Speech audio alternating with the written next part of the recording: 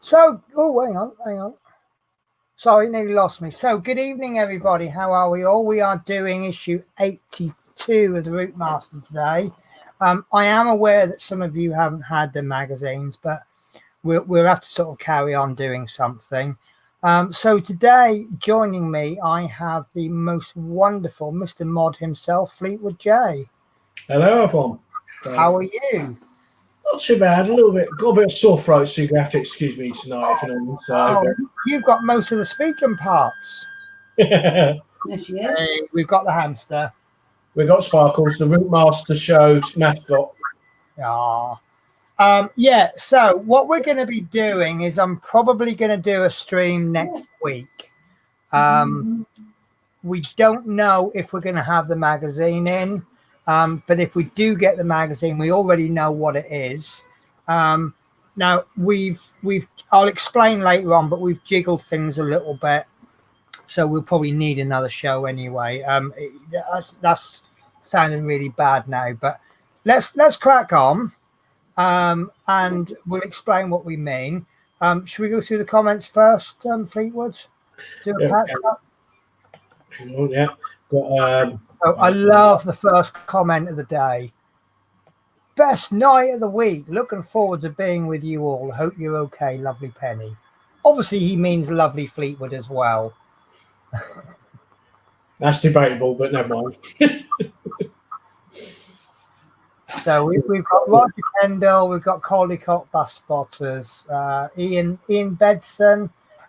Big shout out to Adrian, co-editor. You'll see, if you only watch my shows, you'll see a little change today, which is Adrian's responsible for, and it's absolutely amazing. So simple yet so amazing. But yeah, big thank you to Adrian for doing all the scans for us. We've got Peter Whitlock, we've got Love Minis, we've got Chris Davies, we've got Adrian, we've got Love Minis, Adrian, Chris Davies, Roger Kendall, Stormtrooper, hello to you. So yeah, no issue 83 today, but I've got to be honest with you, I didn't go into the shop. I knew we were only doing 82, and I've already got 82. I've got 82 twice now. I'm having a little bit of slight financial issue, so I went in yesterday to pick up my backlog of issues, and I'm going to leave this week's issue till next week. So yeah, the trouble is Routemaster comes out for me the day before payday. So it's like tomorrow I could probably afford 20 issues, but today I can't afford one. So Gordy B, it's the final countdown. Reminds me of a joke. I went into a restaurant the other day, and the waiter said to me, "Would you like to hear the specials?" I said, "Oh, that would be nice." And he went, "This town, coming in a ghost town." Oh, God. That's a really awful one. That's bad. They will get worse tonight. I promise you. I've got 3 really good jokes lined up. I've got 4 actually, but one of them's going to be saved for much later on. So Michael John Wicks, how are you? Love Minis, don't wake up, Mom. There are at least 7 species who eat their young. Your mom may be one of them. Yes, very true. We've got Stephen Heiser, Marty McFly, how are you? Gordy B, Michael J. Wicks, Chris Davies, Adrian Langley, Paul 61C70. When is Horlicks returning? I'll be honest with you. I don't know. And as far as I'm concerned, there is no rush. We will manage without him. We do miss him dearly. But I would rather he returns later rather than sooner. Steve Graham, hello, how are you? Dave Say, how are you? With my son and future daughter-in-law. Fantastic. So Adrian, Matthew Borton, hello, all bought the X-Wing issue 2 today. Yeah, I'm really interested in that because what I got told about that is the detail on it is absolutely amazing, and then you go and cover it all up. Yeah. Which, you know, So just bear with me. I've had problems with my printer the last couple of days. There we go. Love minis. Mum, noun, one person who does the work of 20 for free. That's so true. Yeah, so I've been printing these little sample things off. And what it is it's just a small little block. They all interlock together. Let me just try and pull one off. So you have these individual blocks, which you then put a piece of the raw filament in, and then they all lock together so that you can have a look at all of your samples in one go. It doesn't show up too well because the camera's a bit crap. Anyway, I got to one particular color and every single attempt was failing. And I thought, oh no, I've only had the printer about a month. Oh, please don't say it's failed. And I got a clock nozzle last night and I printed something completely different in purple. And then I came home today and I tried to print it back off again on the original color and it just kept failing. So I've unblocked the nozzle and I printed this fluorescent pink one. And it's come out almost perfect, but where it's not perfect, I don't know if you can see the bottom, it's got bits of residue of the old filament. So I'm now doing another one, but on the whole, that's come out really, really well. So I'm putting it down to the fact that it's either a daft batch of that filament or that filament is just so hard to work with. I know some colors work better than others. Apparently the easiest color to work with is middle blue, but so yeah, Chris Davies has said, yeah, it's understanding about Horlicks. He probably return when he feels better and up to it. And good, thanks, Stephen Penny. If you watched mine from yesterday, I gave Horlicks a little shout out. So what's going on with the build today? So let's have a look, shall we, Fleetwood? Yeah. So I will let you do all the talking from, well, most of the talking from this point on. Right. Let's make the instructions really. There we go. Yeah, so off you go.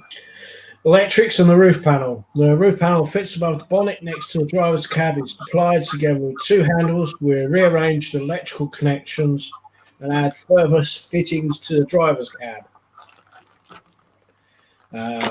So, right. As you are saying that, I'm trying to get all the bits out, but it looks like you're a bit faster than me. So, do you want to, almost. So I'm just going to change my view. There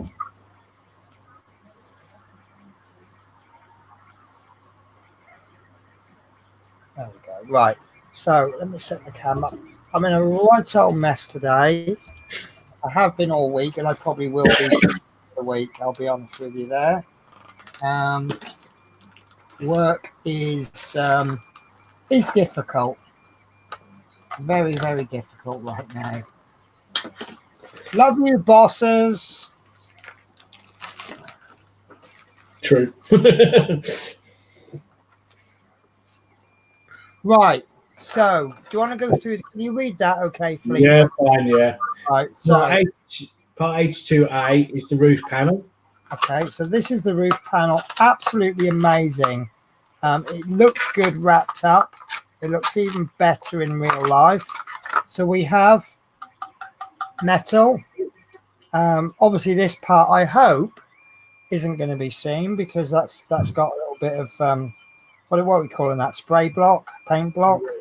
But this bit looks amazing, and that bit there.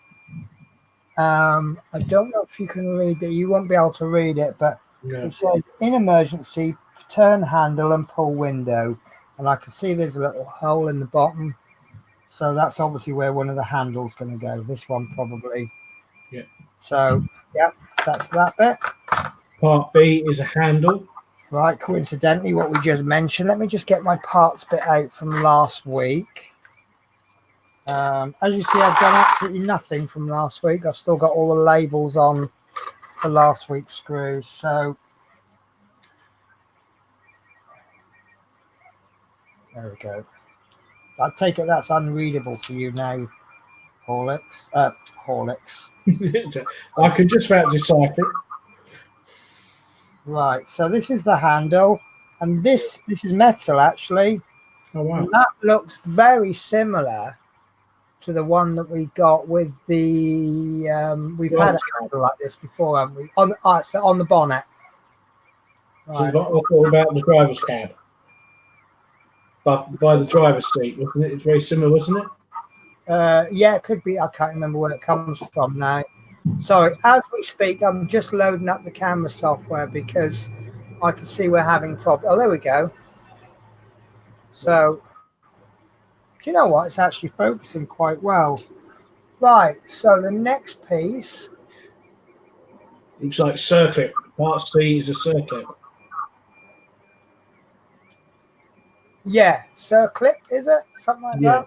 Yeah. Well, we've seen one of these before. So I already know what's happening with that one because we've used it before.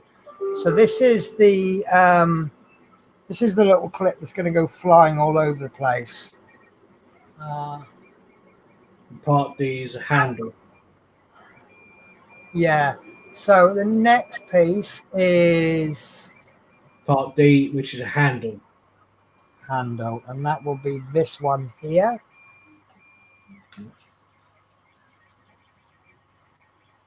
And that's metal, and that's not coming into focus. Let me give that a fixed focus then.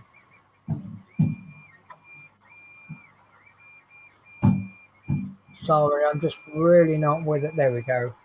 So that is a metal handle. No. I really don't know.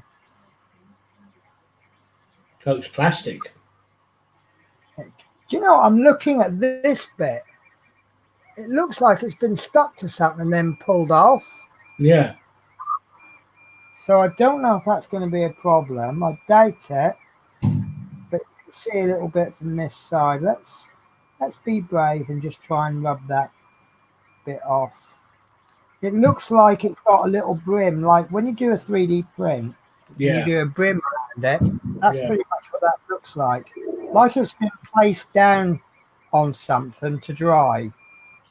But I managed to just gently scrape some of that off. That was a really big risk there. But yeah, that looks okay. I think that's plastic. I'm pretty sure that's plastic, but it's hard to tell. So it's funny that Chris has just said tap it with a spoon or something. And that's what I've done. Right, so that should be all of the parts bar the screws. Yeah. So we should have FM, which is 2.3 by 4 mil. Okay, well, we had some FMs. No, we didn't have. Right. So FMs, I'm just going to pop straight into the little tray. I think we've got 3 of them by looks things. Actually, it's more like 5. 5, is it? Yeah, 5. Yeah, sorry. Yeah. 5, yeah. So they can go in there. So the famous FMs, and that should leave us with the EMs. But now we had some EMs last week, but the ones we had last week were black. Yeah. So, just 1 minute, Penny. James, this roof part is part of the driver's cab. So that's where the part goes. Yeah. Right. So that's all the parts. So what I'm going to do then is each stage we will read like we have here, and then we'll go over to this view, which will be me actually fixing the part. If that's okay with you, Mr. Fleetwood. Yeah, that's fine. So we will make this work. So stage 1, and this is where I just really want to congratulate Adrian. He's actually individually scanned each stage rather than scanning pages. So we don't have to do all of this messing around. Oh, I've just found a pack of FM screws. Did we get FMs last week? Yes, I think we did. Well, I'll take these out of the packet then, and I'll add these to the pack for this week. And when I get sorted, I'll put all my screws away in the proper container. Yeah, so the lovely Adrian has scanned these for us, so we don't have to mess around with expanding things and this, that, and the other. It just works. So take it away, Mr. Fleetwood. Right. Stormtrooper says be careful when fitting 82D. So when we come to that, we'll have a look. So it says basically step one is unplug H75A, red and black, cable M75C, red and green, cable L75D, black and white, from the circuit board 59E, disconnect cable J1 75B from the cable JJJ1 57H. Right. So I've already done these pre-stream because at the moment I'm just not in a position to just keep pulling my bus over. So I'll show you the cables. All of the cables that we've got. I just want to find a good focus point. Bear with me a sec. Right. So all of the cables that we've pulled out, they're connected into the circuit board, and then somewhere along the wire, there's then a break, a split bit. So what I've done is I've just taken the last wire out for each one, and in no particular order, these are what we've got. So we've got J1. This is a yellow and green one. So this end will plug into a wire that's already in the circuit board. And this is a switch, like so. The next one we've got, like I say, no particular order. I'm just grabbing one. There's 4 in total. We've got cable H. That's where the junction bit is. That's black and red. And that is an LED. Just trying to arrange. I've got so much mess on my desk. I need to put them in a certain place. So the next one we've got is the M cable. M for mic. Yeah. And this is green and red. There's the connector, and on the other end is a switch, like so. Is L for Lima. There's the connector. That's black and white, and on the end of that one is another switch. All of the switches look exactly the same, so we will have to double check. You see that they've got the wire going downwards. You haven't got like one switch with a wire coming out and one going up. They're all going straight down. So these will obviously all fit into the part. Whichever part this one goes in, these two will probably fit as well. So we will need to just double, possibly triple check the instructions. So they're ready for me. So you ready for the next stage, Fleetwood? Yeah, go on. Right, so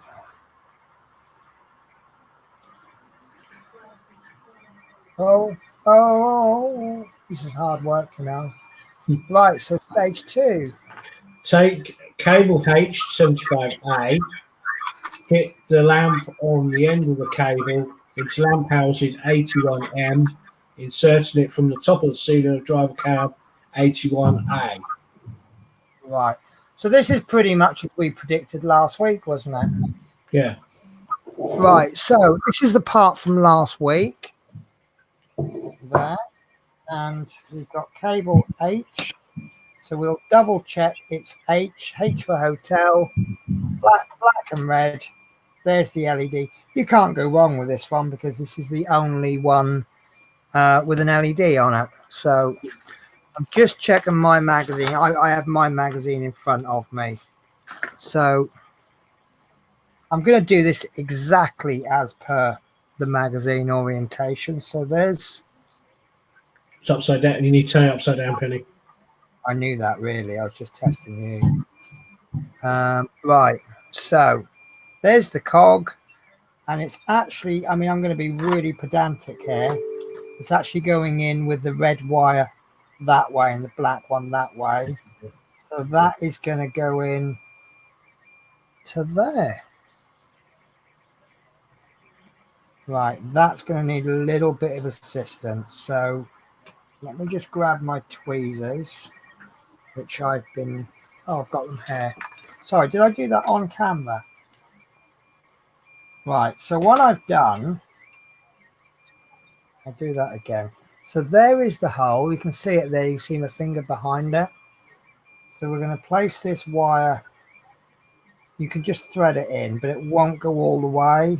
Oh, it will go all the way. There we go. That's gone in absolutely fine. Oh, so brilliant. I will push that in. And then if we look on the other side, you just see that LED poking out. Cool. So there we go. And that's, I think, stage 2 complete. Yes, it is, yeah. So it looks like now these might be channels for the wires. Okay, interesting. So, right, okay, let's have a look at stage. I need three mouses. So stage 2. 3. So anchor the lamp on cable 75A in place. Insert the peg extender 81N between the black insulated part of the cable 75A and into the hole of the lamp housing 81M. Okay, right. That's quite interesting. That's unusual, yeah. I was going to say. Right. So what we've got there, don't know if you can see it, but there you go. You can see behind it, there's a little hole. Let's use my tweezers. I could actually do with a torch. Right, so between those wires, there we go. Right, can you see the hole? Oh, yeah. And if you turn it over, that's the hole there. All right. So I think what we're doing is we're going to take this pin that we got last week, and that's going to go into there, and that's going to force those wires apart. We're going to just push, there we go, and we need to just fish that force, not force. I don't like the word force, but we need to put that in so that, there we go. This isn't actually that easy.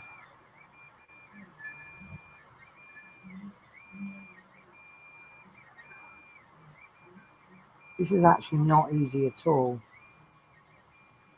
Right. So what I'm doing, I'm pushing this pin in between the two holes so that it comes out this end. And there's lots of little things to catch my fingers on, which is not making it very easy. If anyone's got any tips, please help. There we go. That's helped. I'm either aiming too high or too low, or there we go. Right, that's gone in, and I don't know if you can see it there. Oh yeah, poking out the other end. That makes, I'll be honest with you, that makes no sense whatsoever at the moment to me. But we've still got a few parts left. I'm confused as well. It's a bit of unusual. Yeah. I mean, look, there's a hole in that pin, so I can only assume something's going to go in. Maybe it's going to lock into the driver's cab or something. I don't know. We're doing speculation before we've done anything, so that's fine. That's what the instructions tell us to do. Yeah. So Chris Davies says we like it poking. So are you happy with that instruction? Yeah. I guess twice now I've called you Horlicks. That's because I'm so tired. I have to get a name badge. Yeah, and place it right in front of my face. So, number 4. Take cable M75C, fits into the switch at the end of the cable into the single bracket 81. 81 something wrong? Oh, is it? Oh, yeah. Looks like 810 on mine. Yeah. It's easier when you've got your own mag, isn't it? Yeah. Right, so this is cable M for Mike, and that's the red and the green one, and you see there's a switch. And then what we're going to do is, if you remember last week, we had, I can't remember exactly what these are called, but one's called a single and one's called a double. And we're going to be inserting that into the double. Now, that's the orientation that the mag has. And you see there's a little tab there. Yeah. And we want the tab at the bottom. And then this makes so much sense. We are going to place this in, and I think what we're going to do is we're just going to push that tab so it's in the middle, but it's not going to go far. Now, as you can see, that's not going to stay there on its own. I just dropped that on the floor. Sorry, guys. Oh, I can see it. It's gone in the most... See, I've got to the point now where when I drop things on the floor, I think to look in unpredictable places. And I'm getting so good at it now, it's actually the first place I looked. Right, so that's gone in there really well, but that's a really loose fit. Once that's screwed in, you can obviously it's going to screw in because there's 2 screw holes. That will stay in. I'm confident of that. But for now, it's not going to stay in very well. So I'm going to get a bit of masking tape. These R2 agrees with that. Yes, R2 says wonderful. Do you know what? This masking tape has been so long since it's been used. I think it's stuck down permanently. This is actually, I don't know how well this is going to work because this is really cheap masking tape. So I'm just going to place it on like so. And then when we're ready, I just don't want it to fall out. No. Once we work with it, so I'm already looking ahead at the next instruction. Actually, we are using this in the next one. Right. Okay. Well, I'll still masking tape it off anyway. Yeah. And then I'll get people to look at the next stage for us. If I can find it. Sorry, I've got 2 screens. So I have to move from one screen to the other. Right. There we go. Actually, I'll tell you what, I'll move up like this. That might be slightly easier for you to read them. Right. Step 5, fit the single bracket A1O on the driver's cab roof. So the screw holes on part A1O, along with the screw sockets circled in light blue. At the same time, the switch on the end of 75C fits into the extender knob 81N, circled in red, indicated by the red dotted line. Fix the bracket into place with 2 EN screws supplied with issue 81. Okay, and now suddenly that little hole makes sense to me. Now it does, yeah. Yes, you're already thinking what I'm thinking. So, right. Let me get my... right, I'm going to check the screws first. So, and I'll just go straight in because I've got fiddly parts that I might lose. So let's grab a screw that I think will work. So a screwdriver head. That is perfect. So I've gone for my JOO head. And I'm gonna, I think once we get one screw in, I think we're then going to be sort of fairly secure. Right, so what's going to happen, holding this very carefully, I would hold the top and the bottom. Where I'm using the wire as a reference, actually. Yeah. And just next to it, there's the part we just put in, and there's 2 screw holes.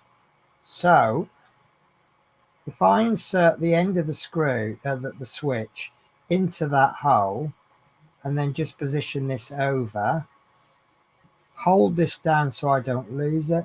Make sure I only need 1 screw hole exposed, and then I can just screw that in just enough to bite. So that should hold that gently.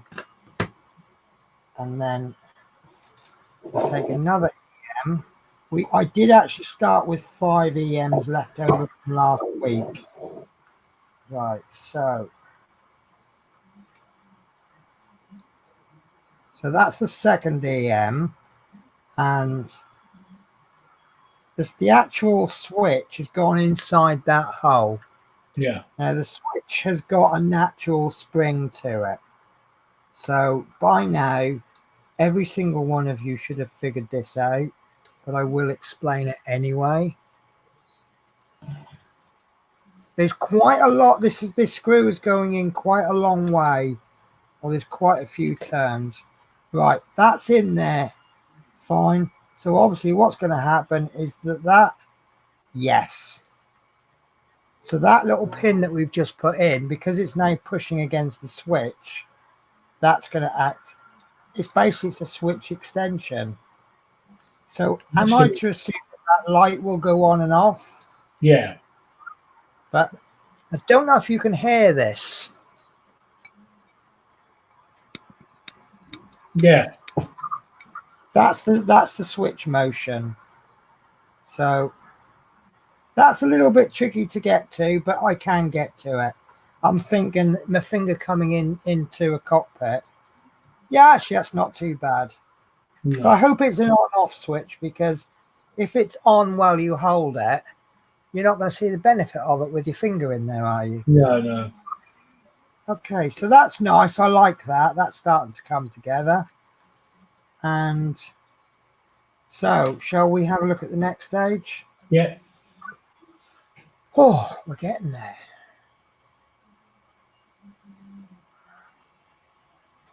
Right, so mouse cursor, where are you? There we go. Right. Stage 6, take cables 75D and 75B, fit the switches into the ends of the cables into the double bracket H1P. Note, the black and white cable is on the right and the green and yellow cable is on the left. Okay. So it looks like K1 is the left and the other one is on the right.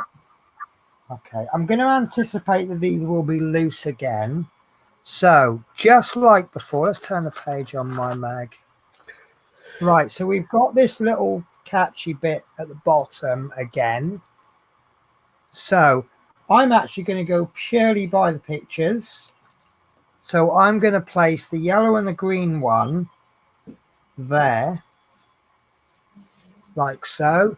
Yep. And the black and the white one there. And just like the last part, they are very loose. I suppose you could put a bit of glue in, but I'm not going to, because I know these will be fitted next. So I'm now intrigued to see what these will do. Well, one's going to be the engine sound, I think, if I remember rightly. Ah, that's right, yeah. Right, so let's move to the next stage then, and then Horlicks connect out. Ah! I'm so sorry. I'm not doing it on purpose. I know, it's a force of nature, isn't it? That's how much we miss him, you see. I've never called anyone. We haven't had Horlicks for weeks, and I'm now calling everyone. Maybe it's a sign that I really miss him more than I thought. I think we all miss him. We really do. I said to Dave, I really miss him, but I didn't realise how much I miss him. No, we do. I mean, I was talking to Dave Say, and we all miss him badly, you know. Want him back, getting ready. Right. On the one hand, we really miss him, but on the other hand, obviously those that are closer to him than others will give him all the time. Yeah. So, right, okay, what are we doing with this then, Mr. Fleetlicks? Yes. No, that didn't work, did it? Horwood? No, that doesn't work either. Fleetwicks? Well, I have no idea. All right, stage 7. Align the screw holes on the bracket 81p. The screw sockets on the roof of the driver's cab, circled in light blue, as indicated by the dotted lines. Fit the bracket in place with 2 EM screws supplied with issue 81. Right. So that's the same EM screws we've just used in the last stage. Yeah. So what I think this one's quite interesting. There is. I've also noticed if you look at stage 7, if you look at the wires, they've actually been bent up. Oh, yeah. Whereas on mine, one's Straight. going up, one's going straight out. So I'm going to assume from that, yes, I've just had a very quick sneak peek at stage 8. So we'll sort that out in a minute. So going back to this then, now, whereas obviously this was a single bracket, so the screws were either side. Yeah. With this one, if I turn that over carefully, they've got a screw on one end and one in the middle, but not one on the other end. No. And I can now see 2 gaps there. That should make it easier for you to see. Yeah. So if you look at where the screw holes are, that makes it easier to line up. So let's see if my fat fingers can handle the fiddliness, which it can. So that should give us something to do as a comparison. Right, so there's the screw holes lined up, and you can now see 2. Can you see them poking out? Yeah, you got starter and indicators. So I'm going. That starter has got to be the engine noises, hasn't it? Yeah, it has. Yeah, got to be. So let's get one screw on here. So I'm saying the most logical first screw to insert is the one that's not on the end, because this is going to be, if this slips out, I could lose it and have to start again. Yeah, start in the middle. This is probably 7 out of 10 fiddly. Right, so that's in enough to bite. Lots and lots of movement. So that's actually in enough that the switches won't fall out. Yeah. But obviously you can see it's not attached yet. Yeah. So that's good. That's helpful. So obviously as we put this screw in, it should clamp it down. So I'll pop the screw in the end one, and I'll go about halfway. And then I can see the screws are in there and the switches are poking through. So, Harvey De Niro, how are you? Lovely man. I know a secret about Harvey. Can I tell everyone your secret, Harvey?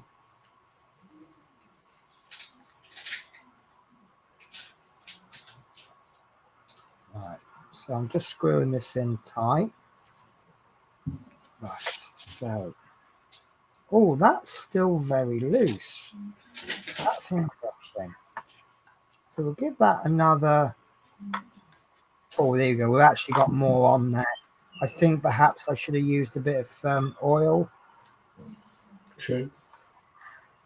So what I'll do is I'll back that off and then pop it in again. Do the old forwards and backwards trick.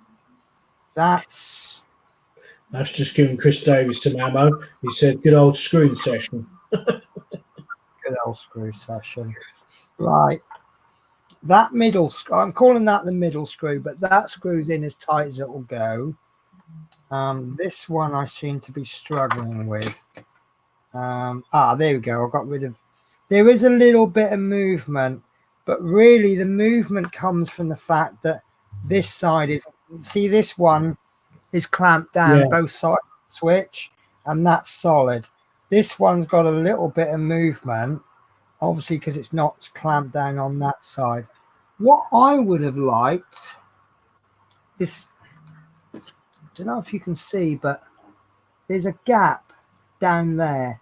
Yeah. Ever so slight, and that's what's allowing it to move. I'll be honest with you, I'm not fully happy with it.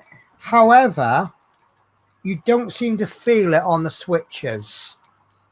So I suppose you could, I mean, I could 3D print a tiny little piece of plastic and just wedge that in there. Yeah. But this part we're not going to see. But Yeah. as I say, these switches, it's not affecting the performance of the switches. Yeah. So you're cool, guys. I'm slightly unhappy what's the word I'm looking for? Aesthetically. Aesthetic. I can't say it either. Yeah.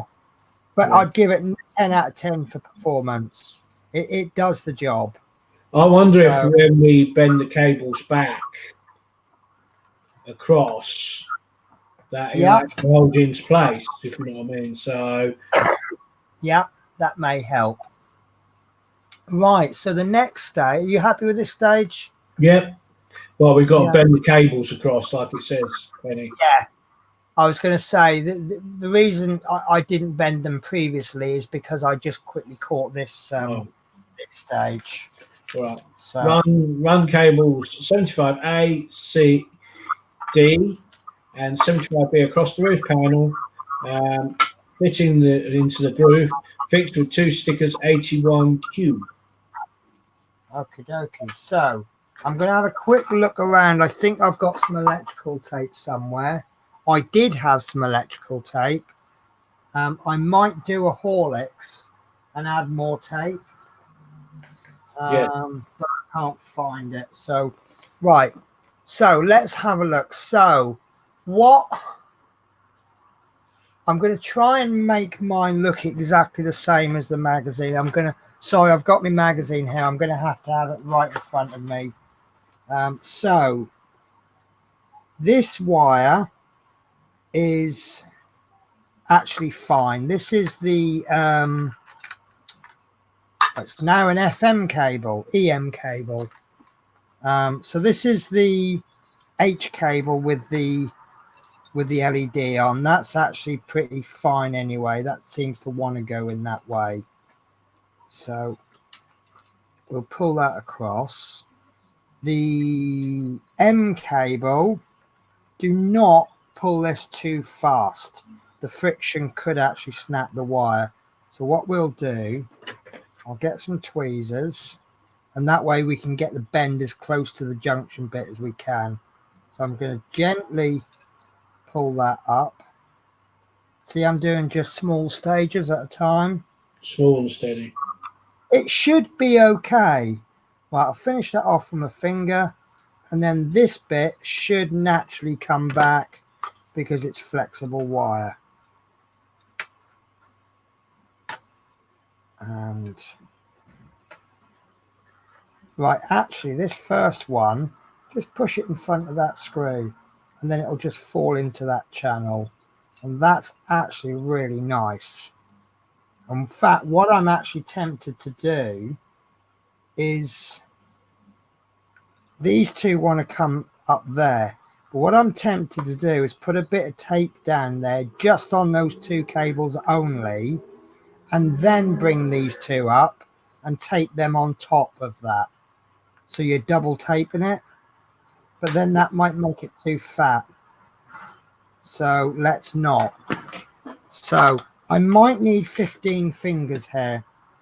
So this one I'm going to bring up first. So we'll just give that a little bit of a start.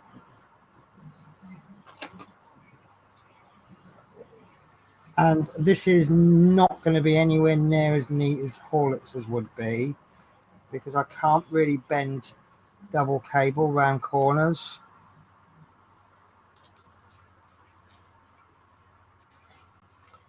So I'm so sorry, guys. This is the best I'm going to be able to do.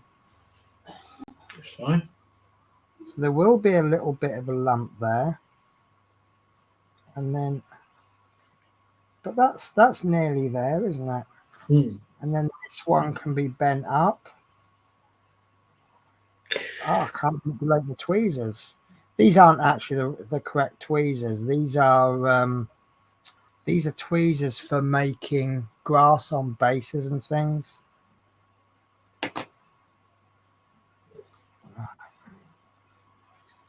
So, oh, those wires. I think I'm pulling these wires a little bit harsher than I should be, but just getting away with it.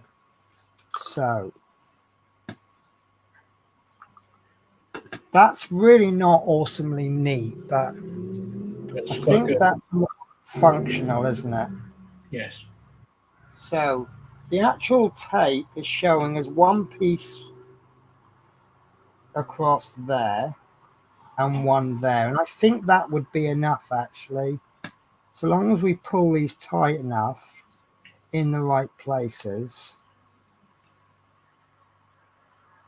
I just don't like them there, so let's see how I get on. I got a feeling we might have spare bits, and I know I do have some electrical tape somewhere, so I will have a look next week, see if I still like it. So let's just stick that on the back of my fingernail so I've got it ready, because I feel that these have come a little bit loose. So what I'm trying to do is pull them tight just to the point where they meet, and then these can go tight there. So I'm holding those down. I'm lucky I've got fingernails. So do you like that? Yeah, that's good. Right. So trying not to handle the sticky part too much, because each time it sticks to something, it's just going to make it a bit weaker. Do you know what? That's actually held that quite nicely. Yeah, that's good. I think that's going to be fine. I think I'm over worrying that, wasn't I? Right, so the next piece we want to put about there, which if we keep these tight and straight, I'm desperate to try and keep them straight, because the straighter they are, the longer they are. True. As you twist them, they get a little bit shorter, and at this point we don't know how much cable length we're going to need. So I really want to keep them as straight as I can. Every millimeter could count. Can do. Right, okay, I'm liking that. That's not scruffy, is it? No, it's nice and neat actually. Well, that's actually pretty good. For me, that's exceptional. So, piece of tape. It's very difficult only having 2 hands and 10 fingers. I do feel disadvantaged with only 2 hands and 8 fingers and 2 thumbs. So I think the easiest way to is too far down and then stick it there. Yeah. And you notice that what I'm doing, I'm going right up to the wire. Yeah. You probably can't see from there. Then going round the wire and then sticking it down the other side. So the tape is actually going round the wire. And actually, I think that's pretty good. I'm happy with that. Yeah. So I think we've missed a lot of chat, and I do apologise. Talking about carry-on films, carry-on pennies. Anyone know what year Cliff Richard guest starred on Morecambe and Wise? I think it was 1973, I think. Okay. Chris Daly says slow and steady is best, not fast and furious. Exactly right there, Chris. We have got we schedule this for a 2-hour show, and we're not frightened to go. We're definitely not frightened to go over that, are we? No. And even if we went over this, even if we couldn't finish it, we can always do it next week. And most of these builds, if you sat down and did them yourself, they'll take 10 to 30 minutes, won't they? So even if we did fall behind, we can catch up later on. So we've got two guesses for Cliff Richard, 69 and 73. And they're saying, was it a Christmas show? Gordy B says, try that link. I can't see a link, Gordy. Could it possibly... Oh, hang on. I'm just going to have to hit pause because that ringtone is for work. Bear with me one sec.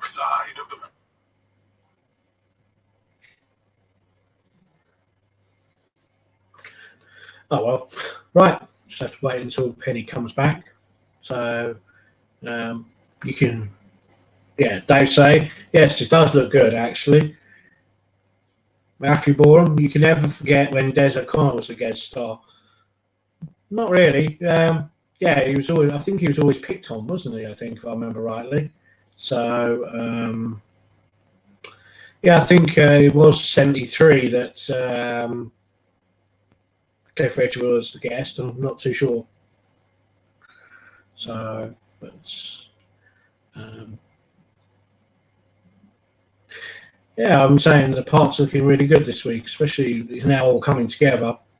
Can't wait for more parts to come and see how they all fit together. So let's wait for Penny.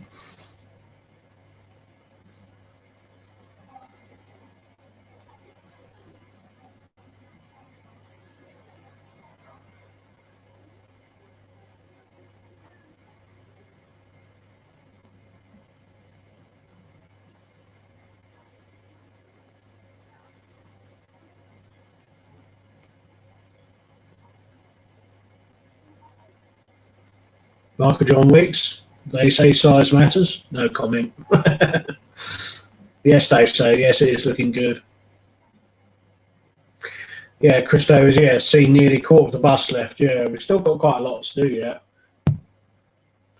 Yeah, we've still got the back of the bus to contend with, the side panels for the upper deck. We've got all the lighting panels to put in yet. The rear emergency window, which is opening. Then obviously the final bits would be the roof panel. So yeah, still quite a bit to come. Then we've got all the window next one. Sorry, guys, I do apologise for that. That was my manager. They've lost the keys at work, and I was the last one to open the gate. And I know I haven't got them because I know where I would put them if I had them. So yeah, okay, that's going to be fun. Right, okay, so that's this stage done, isn't it? Yes. Mine looks something like that. And my wires are neat too. Look, I'm really happy with that. That's really, really neat for me. Yeah. Yes, Chris Kaplan, 2 years have flown. We're nearly flown by. You know what? These have flown by, haven't they? Yeah. Steve Hyson, we're going to have a big hole in my life when we finish. Yes, very big hole. Routemaster size hole. Right, stage 9. We take the upper floor last worked on issue 80 along with 4 FN screws supplied with a previous issue. Position the driver's cab ceiling 81A in front of the right hand corner of the underside of the upper deck as shown, so the screw holes are aligned. Note the cables fit through the notch in the cross strut of the frame 78A circled as indicated by a red dotted line. Fix the ceiling in place with 4 FM screws. Well, all I can say then is this is really well designed. It's just awkward to build because we have to protect these seats. Yeah. So there's a little. I can't. Yeah, I can't. Go on, sorry, Fleetwood. I do apologise. I said just take care to protect the fixings on the top deck, isn't you? Really? So. Yeah.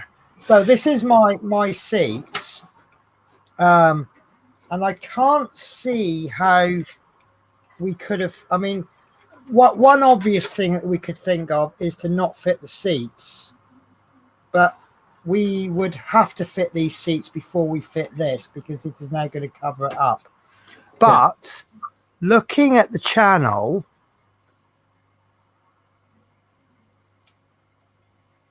yes, right. This is brilliant. This is absolutely brilliant. I'm trying to hold this where I'm not going to damage anything. So on the underside, we've got some little notches there. Oh, yeah.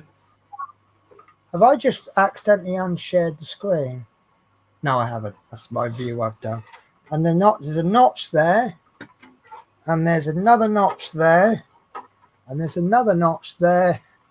And there's a notch goes off to the side there. And I never really noticed those notches. Probably because there wasn't... Oh, I might have noticed them and not really taken any notice. Right, so... it needs to go in this direction. So we've got the writing there at the front, and we've got this little triangular part there. And that is going, well, I can see it's going to be really difficult to show you guys. I do apologize. Oh, I sense that boss back. Sorry, guys, I do apologize. Right.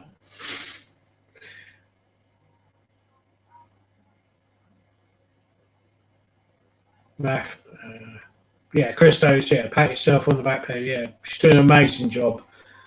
Matthew Bourne, is there someone doing night duty where I am, so you can come and do the back of the bus where, yeah, that's a good idea. Chris Camplin, yes, I still watch your Terminator in the X-Wing.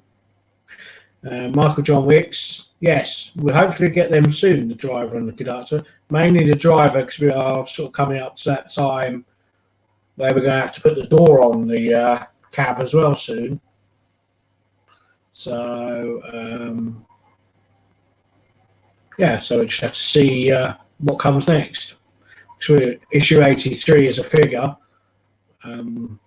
which is, what's it, coming, and then Deloitte's in 84 onwards.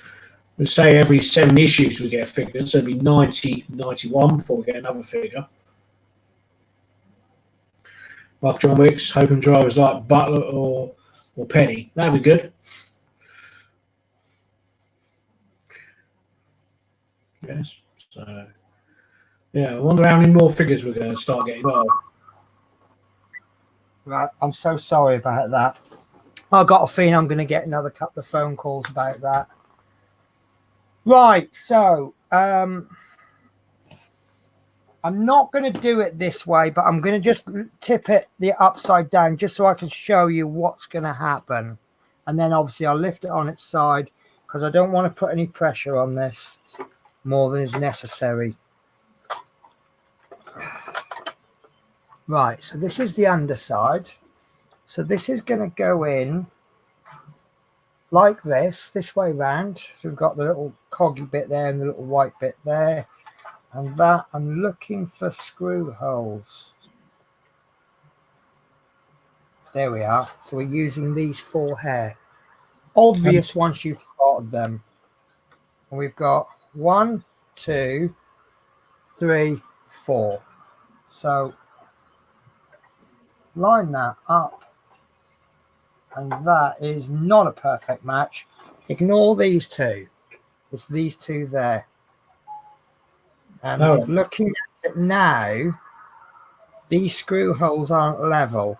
These 2, can you see, are low? oh yeah. And these 2 are high. And you've got 2 pegs there, and then you've got these 2 fit in the middle.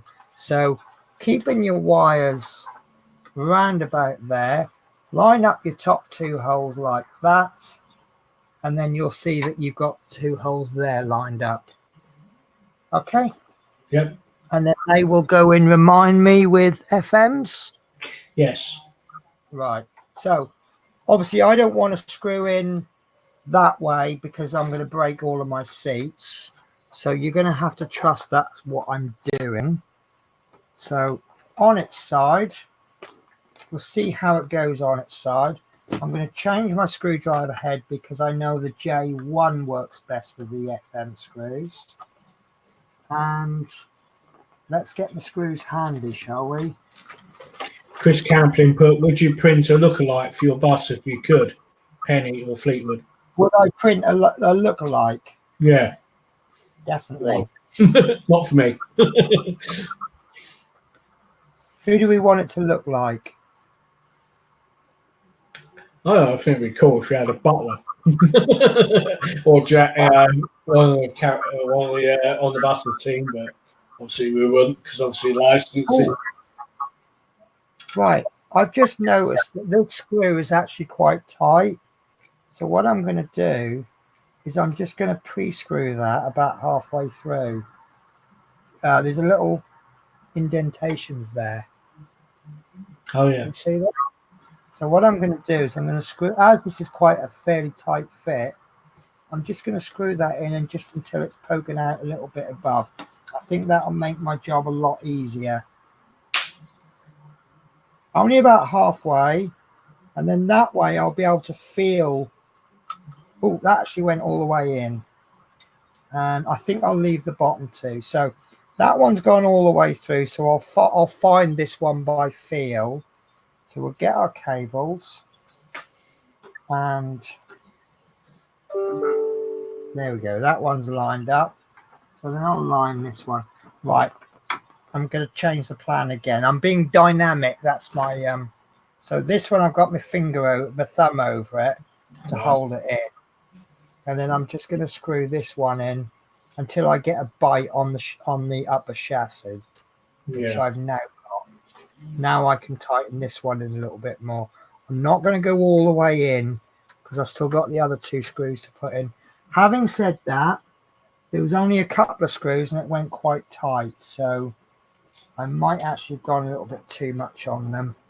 So hopefully this one will have been lined up, which it is not. Right.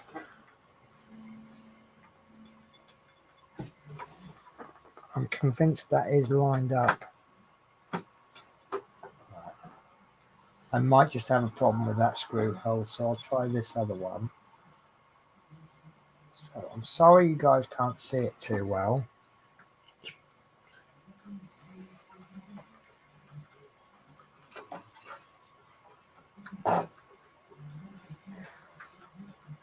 I mean, it might be that I've not even lined them up. I don't think I have. I think that's gone skew whiff slightly. I might actually undo the top two and then there we go. That was a much stronger bite. I think I needed to screw it through the black bit a lot more. So this theoretically should be lined up because the other three are, and you can support it from behind. There we go. That's in. Lovely. Right, those two bottom screws are in. So we'll go back to the first ones and I can get a couple more screws on that. Lovely. And I've only gone until it wants to stop. And then I'll test how good it is. Right. There we go. That's nice and tight. I like that. So I'm going to do that old I'm testing so you don't have to thing. And I'm going to pick it up just by the cab. Oh yeah, not a problem there. Yeah, not even the slightest issue. Let me just move to Dizzy Cam version. So look, yeah, that's in really, really tight. I'm happy with that. Don't do that at home, guys. So what we've got, forgive me, I'm just carefully maneuvering this. Right, so what we've got is we have the cab roof is attached. We've got two switches there. We've got one there. And make sure we've got all four cables coming out from there, which if you've done the last stage correctly, it will do. And they will go into a notch like that. Sorry, let me move that. So they all fit to that notch there. So obviously at some point these will just follow along and they will not go all the way to the back. They're about the same length as two of these floor panels. So is that bit done? Yes. Yes, it is, yes. So in the top right, it says take care to protect the fittings on the upper deck while you work. Can't stress that myself enough. So hopefully the next bit will be a bit easier. And I can't find the cursor. Oh, right. God. It's not easier, is it? It's worse. It's worse before. Well, you're going to need to get the back end of all your cables off exposed things here, Penny. Yeah, okay. I'm just worried about this bottom deck because the more I handle it, the more chance I've got of, say, dropping it, for example, and yeah, that's going to be at least 16 quid to replace. Is this $8.99 or 9? No, it's $8.99, isn't it? Yes. Or is it $7.99? Anyway, right. So sorry. Right, 10. Continue the run of the cables to the rear of the bus so they fit in notches of the cross struts of the frames 78A, 74A towards the back of the bus, and the cables fit into the notch on the longitude struts of the frame of the 74A. Use 5 pieces of sticky tape to hold the cables in the underside of the upper deck. Right. Okay, so I'm going to modify that ever so slightly. I will explain why. Right, you see where my cursor is? Because I've pulled those plugs out of the wires, that's all I've got is up to there. So what I'm going to do is I'm going to fix it there, there, and there, which is 3 pieces of sticky tape. Mm-hmm. I'll finish that bit off next week when I've got more room on my desk and I'll have the bus. And then what I'll do is I'll connect these cables up there, back into these ones, and then I'll stick those bits and that tape down. Unless the next stages, which I don't think they do. Yeah, we don't need those cables to finish this issue off. So I will miss out 2 pieces of sticky tape, and next week we'll plug it all in and then we'll finish that tape off. Yeah, I was just thinking, Penny, why don't you just put 2 pieces in and leave the third one off until you've got it all connected? That gives you a bit more. You are absolutely correct there. You are absolutely spot on, because where that third piece of tape is going, that's not going to give us a lot of play with those junctions. So yeah, I will just put the 2 pieces down, if that's okay with all of you guys. And I can't find the tape. Please don't say I've put something down on top of it, or maybe I've lost the tape altogether. You had it 5 minutes ago. Got it. It's flipped upside down. So I was looking for black and I actually found yellow. So I lost my mouse. Oh, I can't find it. There we are. Right. So this is where I'm at. So again, you're not going to see it too well, but I really can't manipulate it too well. So for that, I apologize. So 1 piece there. So this is going to be arranged as neatly as I can. So I feel like I'm doing someone's hair now. So that's going to go in the middle. So I'm flattening the wires, so I'm actually putting them 4 across. Yeah. And I'm looking for any wires that are shorter than the other. And it's the black and white one that's causing a bit of an issue. Let's just twist them around so they're flat.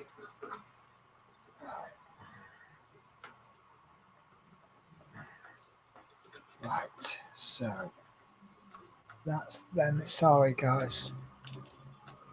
And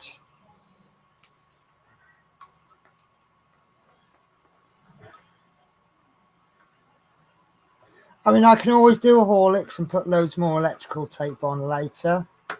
Right, so that's the first one done.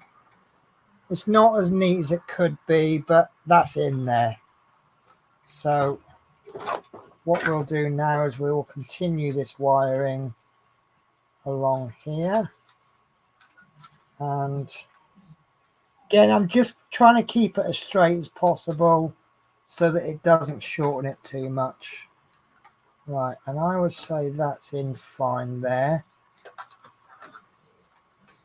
Right, so that one wants to be taped in about there. And I didn't get the tape ready beforehand, did I?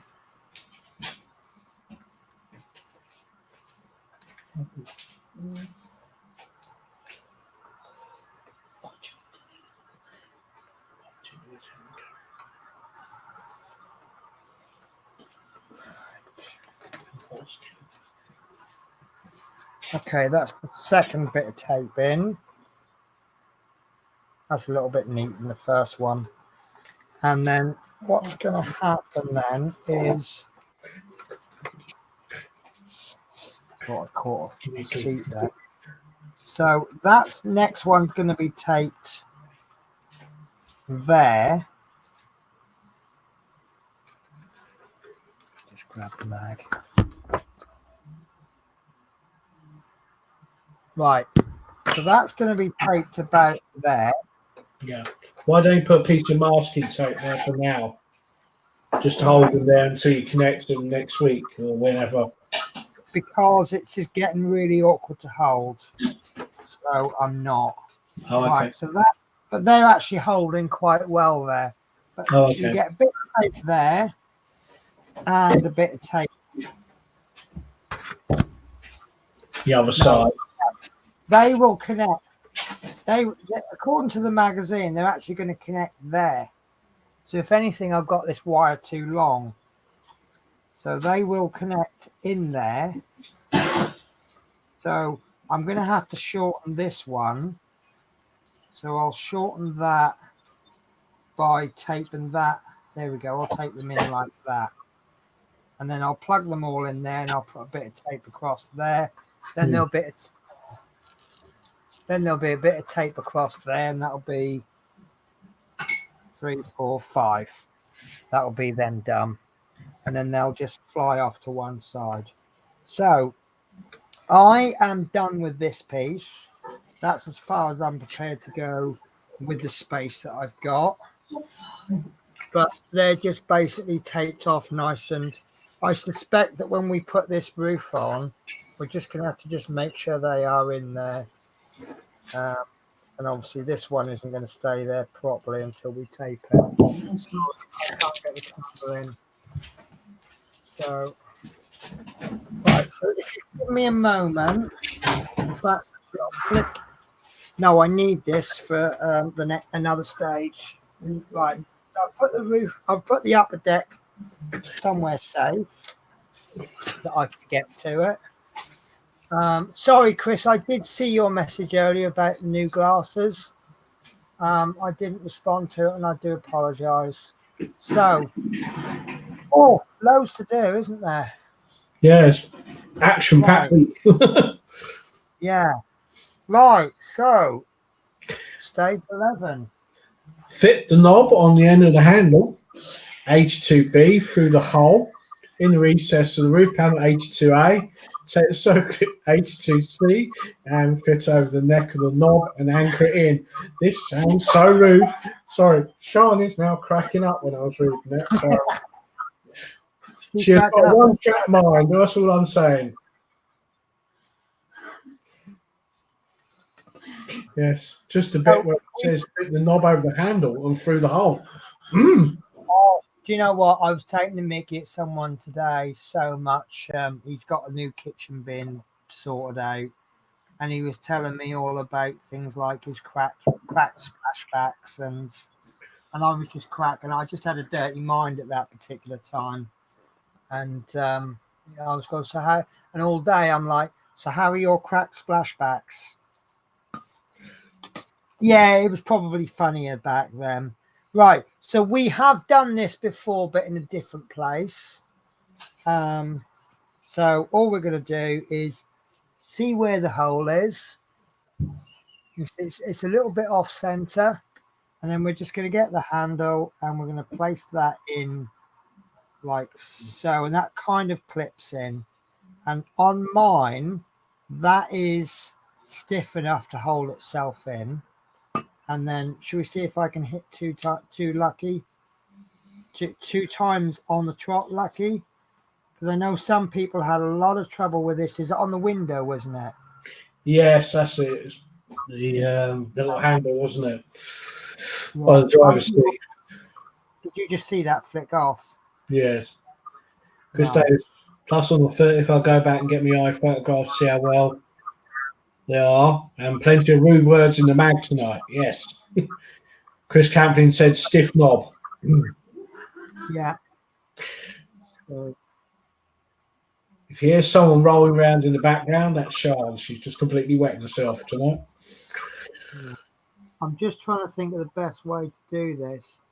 I'm holding it with tweezers. There you go. If I position it on top with tweezers, go on.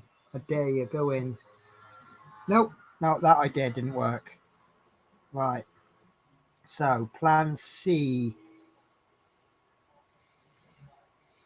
Hold the top of it with tweezers.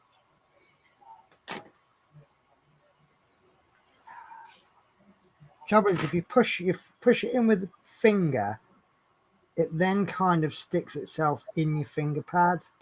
Oh, there you go. That's gone in. So it's perfect, really. That's all it is. Mm-hmm. So what I've done on that one is I've held the top of it with the tweezers, come in at an angle, tried to push it in with my fingernail or push it down, and then let go of the tweezers and then come in. And it works best if you push it from two different angles, because then it's not going to fly off anywhere.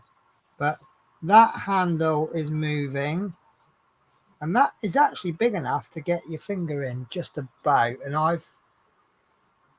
that's done. Wow. So, guys, either I am extremely lucky or that is easy. Because that's 2 clips I've done with no problems. I know some people have lost their little... It's such a small piece, isn't it? Yeah. So, again... Chris Davis says, Penny, do you like KFC? I love KFC. Right. I'm going off KFC. It's very inconsistent. You get one good one, then you get one rotten one, and then... You are right there. I've tried their little rice bucket things, rice boxes. Yeah. And the first one I had was... Well, it was microwaved, and you knew it was microwaved because some of it was warm and some of it was hot. And then I had another one a couple of weeks ago, and it was like 3/4 sauce. They just squirted this crap all over the place. I'll never have. I probably will have one another day, but not anytime soon. Best one for us is Blackpool. We were talking to staff there. They've got the original fryers and cookers, and every time the chicken comes out of there, it's always the proper old-fashioned crispy skin, not oily.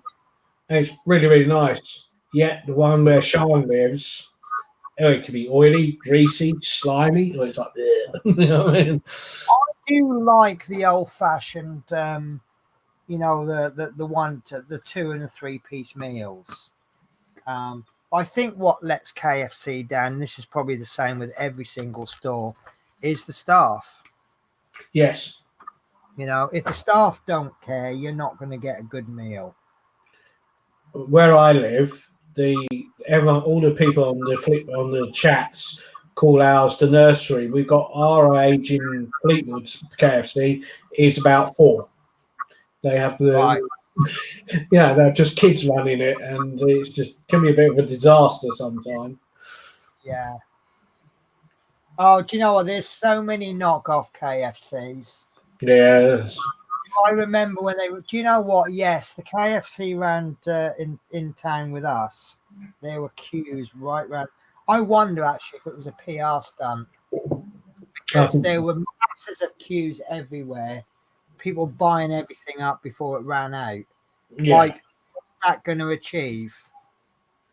What's the difference between I haven't had a KFC in 47 days and I've not had a KFC in 48 days? Right, so stage 12. 12. Position the handle 82D on the side of roof panel 82A. So the locating pin fits in the center hole. Screw holes are aligned, fixed in place with 2 red EM screws. Okay, so I've switched back to the JOO, and I will confess I'm a little bit worried about this because if it's going to be any slip or anything, that's going to rub some of that paint off. But hey ho, we'll give it a go. And I'm a poet and I don't know it. So it looks to me like this locating hole is exactly in the middle. But those holes don't look in a straight line. So I would suggest that this is only one way this will go in. And that is not it. So, right, I can see it now. So obviously these are not quite level, as you can see. And I think this hole, this locating peg, is just slightly at the bottom of the holes, which means it can only go that way. And that's going to be quite tricky to screw it, isn't it? Yeah. It's that handle in the way. So this will be the handle for the driver to get in and out of the cab, is it? Something to hold on to while he climbs in. Whoops. So Peter from the fleet says my brother calls it unlucky fried kitten. Unlucky fried kitten. Now you got me worried. I always say, can't something cook? That's what I say. Right. Try a different plan here. This is quite awkward. So I'm going to try putting the screws in before we put the handle in.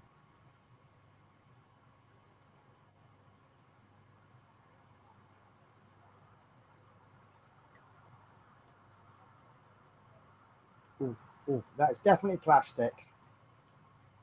Right. So I'm going to try and put the screws in halfway through. And then that will effectively give us 3. Don't want to put it in quite as far as the locating peg. And then we should theoretically have 3 locating pegs. But I'm trying to be careful.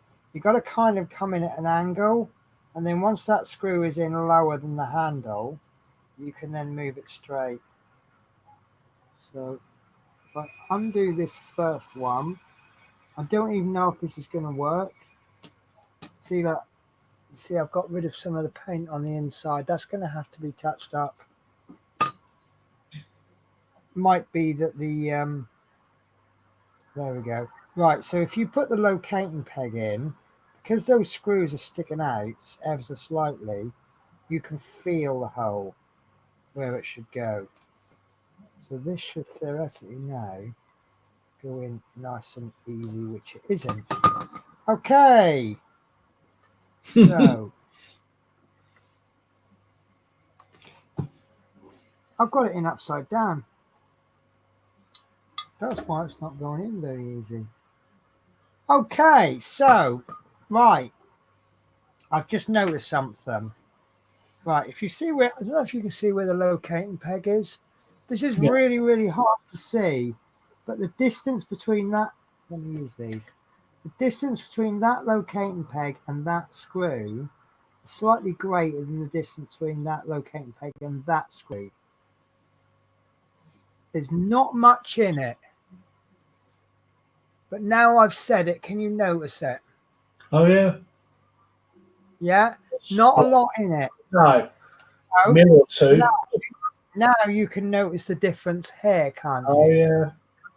Right. So what you want to do, I like that idea of putting the screws in first, but they're not screwed in as far as the locating peg. No. So what I've effectively done there is create 3 locating pegs. So what we can now do, hold it any way round you want, Yeah. get that locating peg lined up, and then you can have a look. And that is wrong. You can't really see it. But if I now turn it round. Oh yeah. That's now correct. So now I'll push that locating. Oh, I've lost it. Okay, so right, let's see. Right, so I can give you the answer now.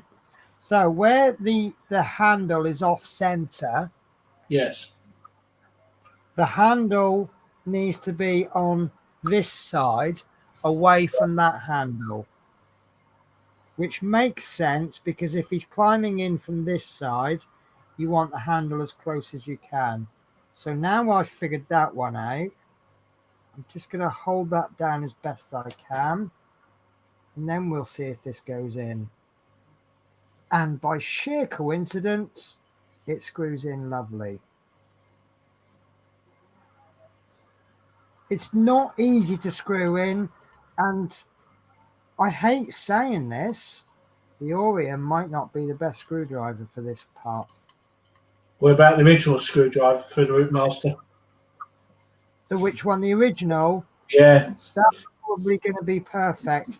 However, it's saved mine now, but I think I've scraped. Yeah, I took all the paint out of the screws. So, right, that's tight. So I'm going to leave it. Oh no, it's not even in. Look. Oh, look at that. Right, so they're going to have lots more to go in yet. So, Have you got a red paint marker? yeah, I'm going to touch it up with the paint. Paint. I'm just going to go with a sort of a bright. It's not going to show that much, so No. I'm just going to go with a near match. I'm not going to really obsess myself with the original color match. Right. That is not in as tight as it will go. There's a very slight gap, but I've got to be honest with you, I'm not unhappy with that. So that's not loose. Well, it's ever so tiny bit loose. Be as much of a perfectionist as you want, but I'm all right with that. Yeah. So what I'll do at a future stage is see what have I got here. I've got vermilion. That'll probably do the job. No, that's a little bit too orangey. So let's try scarlet. Bling it up, put a bit of chrome on it. That's right. What we got here? Carmine red. That looks a little tiny bit dark, perhaps. So, that don't look too bad. So I might just, yeah, I might just put a dab of carmine red. Scarlet in this one, or vermilion. Scarlet looks a little bit orange to me for some reason, a model colour. Oh. Mark Osborne's just put, it's not for the driver, it's the engineers to hold on to while working under the engine, under the flap. Oh, in that case, if it's just for the engineers, bother. Are there any engineers here? Yes. But not a bus engineer. Okay. Yeah, we don't care about the engineers, it's the drivers we look after, but that's coming from a driver's point of view. No, we love our engineers. Chris Davies says with the Millennium Falcon screwdriver. Possibly, if I can figure out where the hell it is. You know, I don't think I've ever used that one, actually. That's a cheeky laugh, Penny.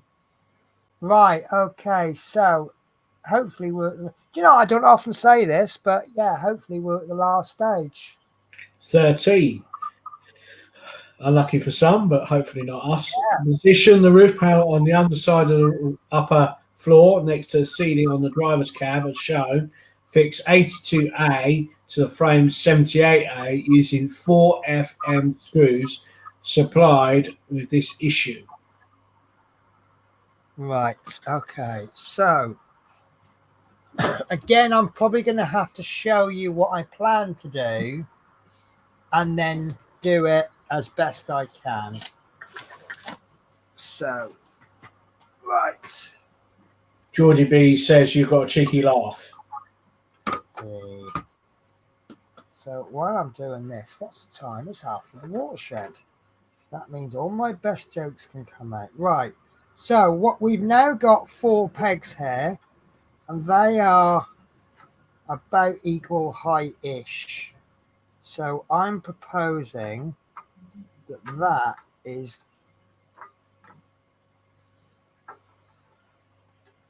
not going to go there.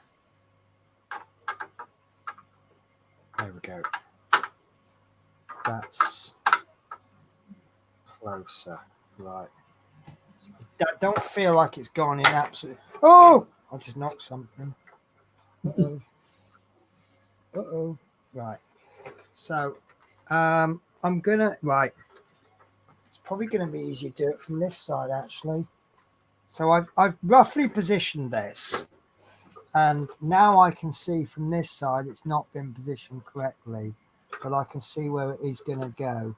If I actually do it all from this side, because you can see that where this is, that's the side I was looking at, but this one, you see, you've got shallow bits, so we can actually, we've got full view of it there, do you see? Oh, yeah. So I can actually probably do that, and that is not fitting.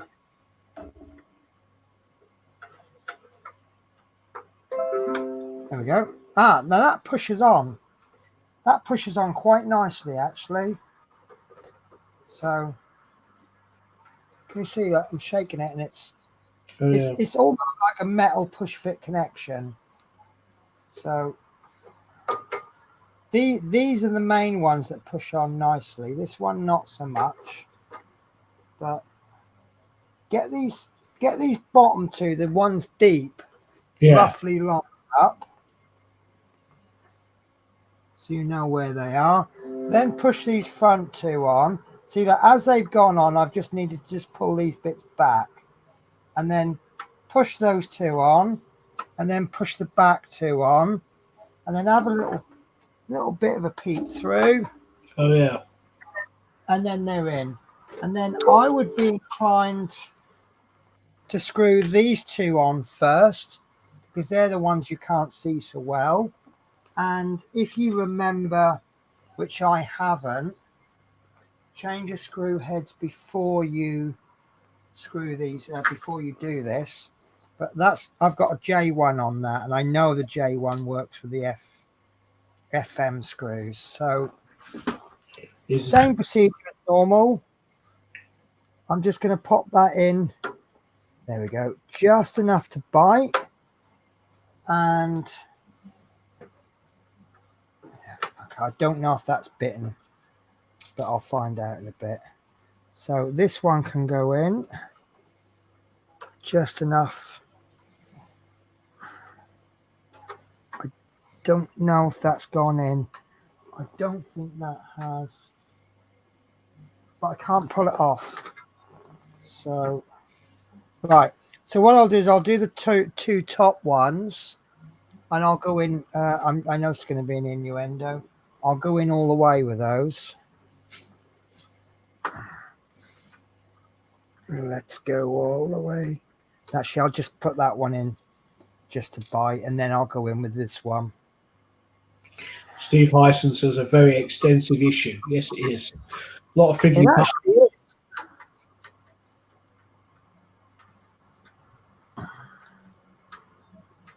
All right, that one has now reached the stop. So I'll stop, obviously. So that one can go in. There is quite a... Oh, there we go. It goes and goes and goes, and then all of a sudden, without warning, it just stops. So we'll try it with this one.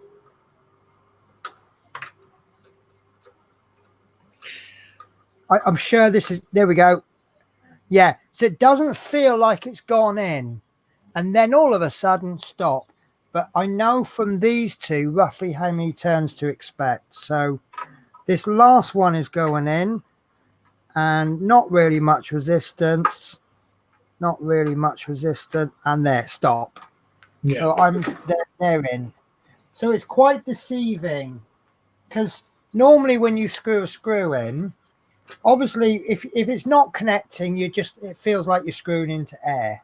Yeah. And then you screw it into something, you can feel more resistance. Yeah. And then once it gets to the end, it's even more resistance. With those, I felt like I was screwing into thin air. And then all of a sudden, it doesn't want to go.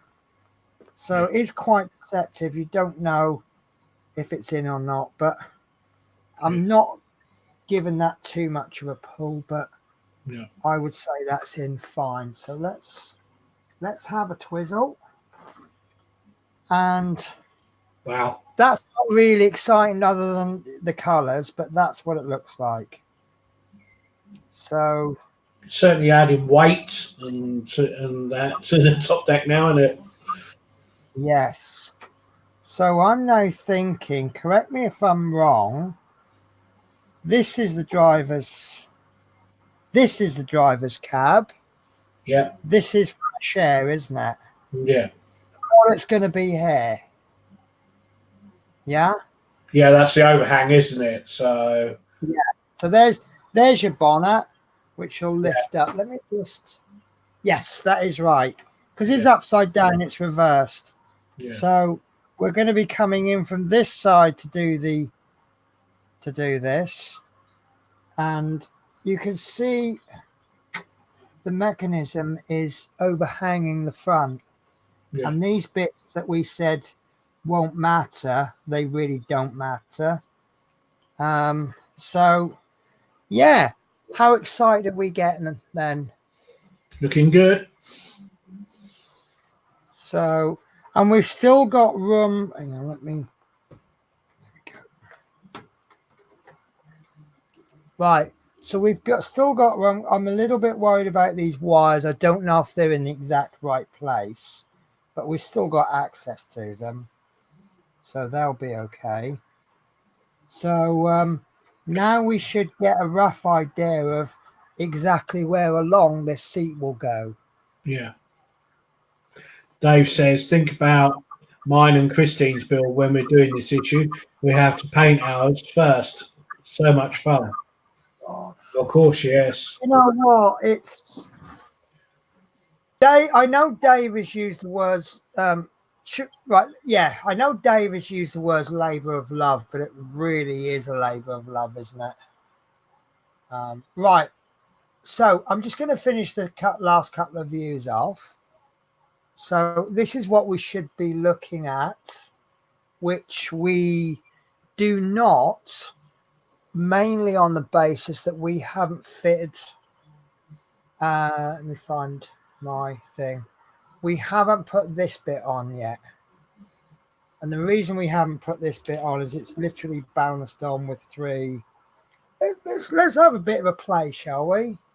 Yeah. If I dare. So now we've got the actual front bit on. We can see the mechanisms there. So that should theoretically line up. See now why I don't want to fit it. So that's got to lean right forwards or go down further. So, sorry, this is long. So, don't know if you can see there, that does line up. So if I move, that's not going to fit. That's not there. So there's got to be another cog go in there or something. Can you see it's not connecting with the cogs at any angle. So there's a lot of work to do there yet. So sorry, the lighting's not very good. So yeah, there's got to be another cog, and I can't see where anything would go.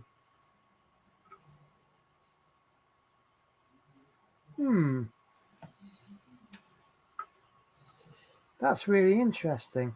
Hang on. Is there a little mount near the other gear, Penny? On the no. No, there's a little gap there. Sorry, my camera angle is really crap. Let me see if I can do anything there. Right, this is upside down, but can you see there's a gap? Oh yeah.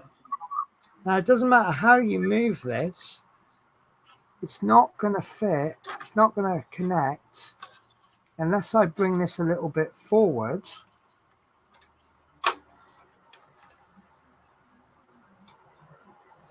Right, that is now connected.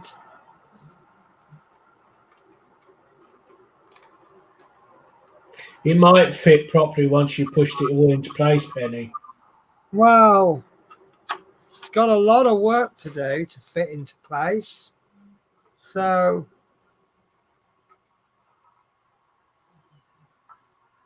no, that's not.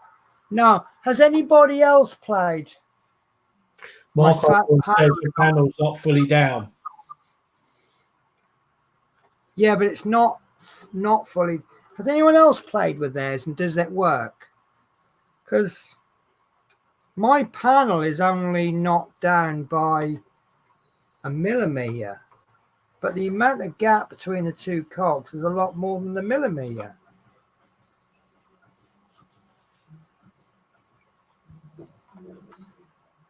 Oh, I don't know.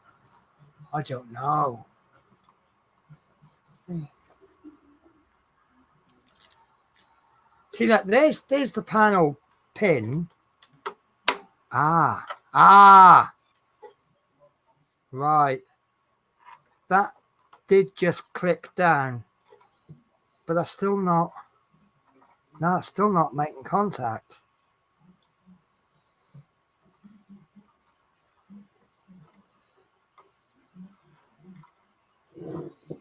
That's I don't know.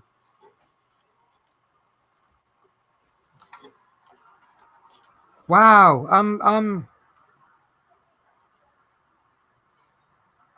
it's not making contact. Oh no. Now it's making a little aha. Right. Okay, I got it. Right. So yeah, it's this wall Goes forward a bit, does it? Right. There we go. Right. So the wall like this, there's no contact being made. If the wall is pushed forwards a little bit to that point, now it begins to make contact.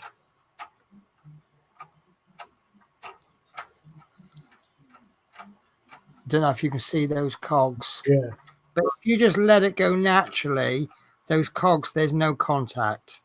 So there we go. That's nice. So can you see the cog going? Now I've lost it. There we go. So obviously once all the sides and everything go on, it will push this wall to the exact position it wants it, which is going to be there.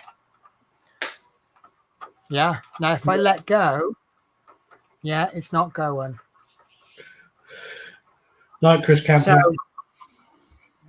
it will work, but it won't work until that wall whoa, just fell off the chair. It won't work until that that wall is in the exact position it needs to be in. So I'm not worried. I can see that it works. But remember, like one of the things we used to say about is, oh, this doesn't work, that doesn't fit, this is flimsy. and then we start to add reinforcement to it, and suddenly it's solid as a rock. So I'm happy with that. So right, so there is the finished view. So we can see there's obviously your destinations. There's the black bit that we made last week, but we fixed this week, and there's the red bit, and there's an alternative view on the bottom right, and on the bottom left you can see the wire trailing. Obviously we've not got this wire in yet, but we will do next week. Okay, talking of next week, do you want to see what should in theory be coming? Yippee. So I'll let you read this one. Build the Routemaster, catch up to the casual styles of the late 50s and 60s with a figurine of a beatnik girl. Beatnik? Is that how you say it? Beatnik? Well, it's pronounced beatnik, or it's spelt sorry, it's spelt beatnik. So my little homework is to figure out what the hell a beatnik girl is. I've never heard of that. But I'm not a 60s girl myself, so I'll give myself half an excuse for that one. Now, I'm going to say the exact same thing I say virtually every week. Yeah. That looks absolutely naff. But I know once we get into the bus, it's going to add a lot of character to it.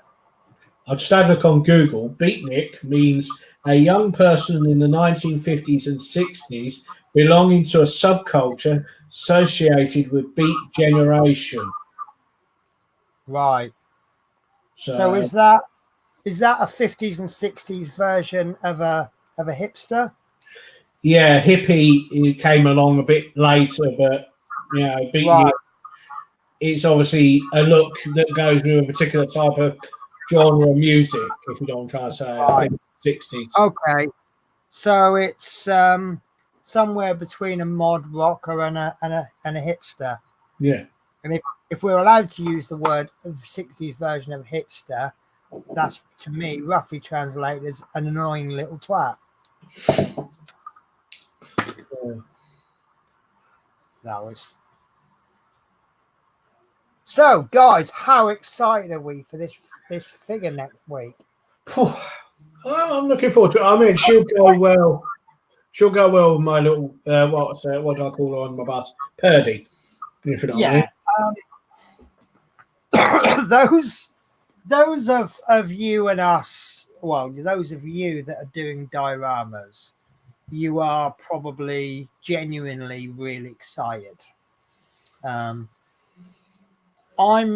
liking it because it's filling the bus.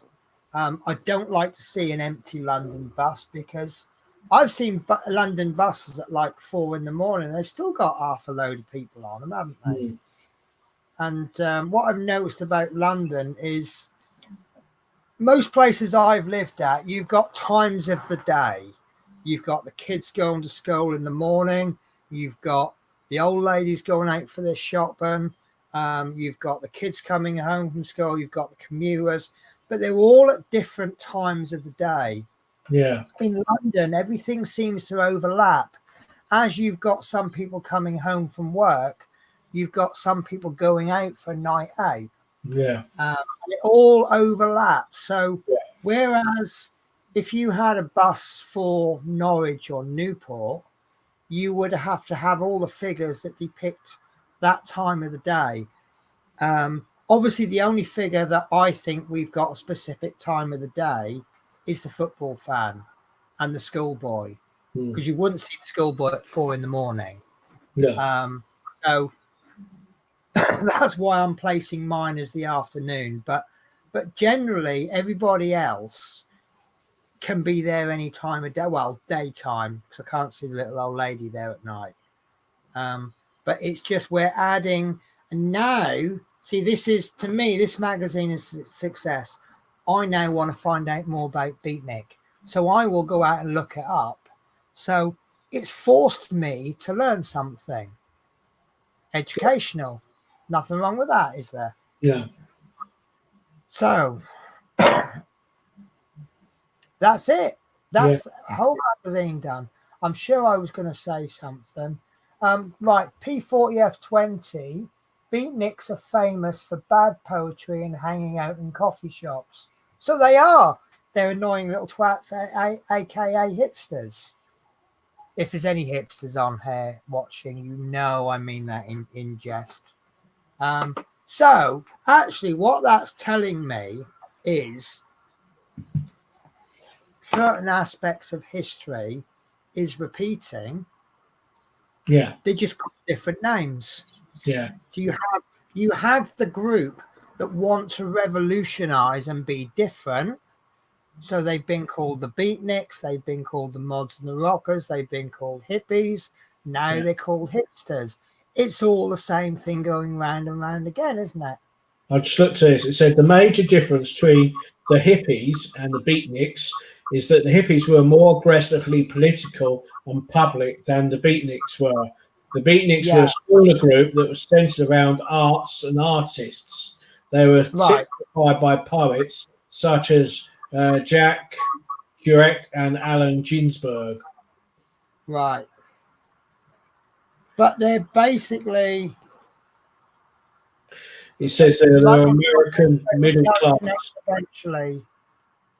Now, Michael, are you talking about, like we're talking about the areas, are you talking about the blinds? So I'm just actually...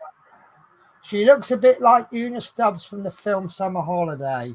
From the picture, she does. Yeah. What she looks like in actual life, I don't know. Yeah. So the rebellion of beatniks was against the materialistic society of American middle class. The beat generation found a way to rebel against the horrors they saw in society by pulling away from it, but not being heard. Their rebellion was enough in literature and one of self-expression. Right. So the same as today's society, but just with a different name. Yeah. There's groups of people. I mean, you want to see like all the different types of groups. Just look at any college kicking out. So, yeah. Oh, I'm yeah. So there we are, learning something. But it just reminds me of I recently rewatched To Sell with Love, and it just reminded me of a scene where he was saying to the kids, look at your hairstyles and look at your clothes. You think you're in fashion, but actually you're copying fashions from hundreds of years ago.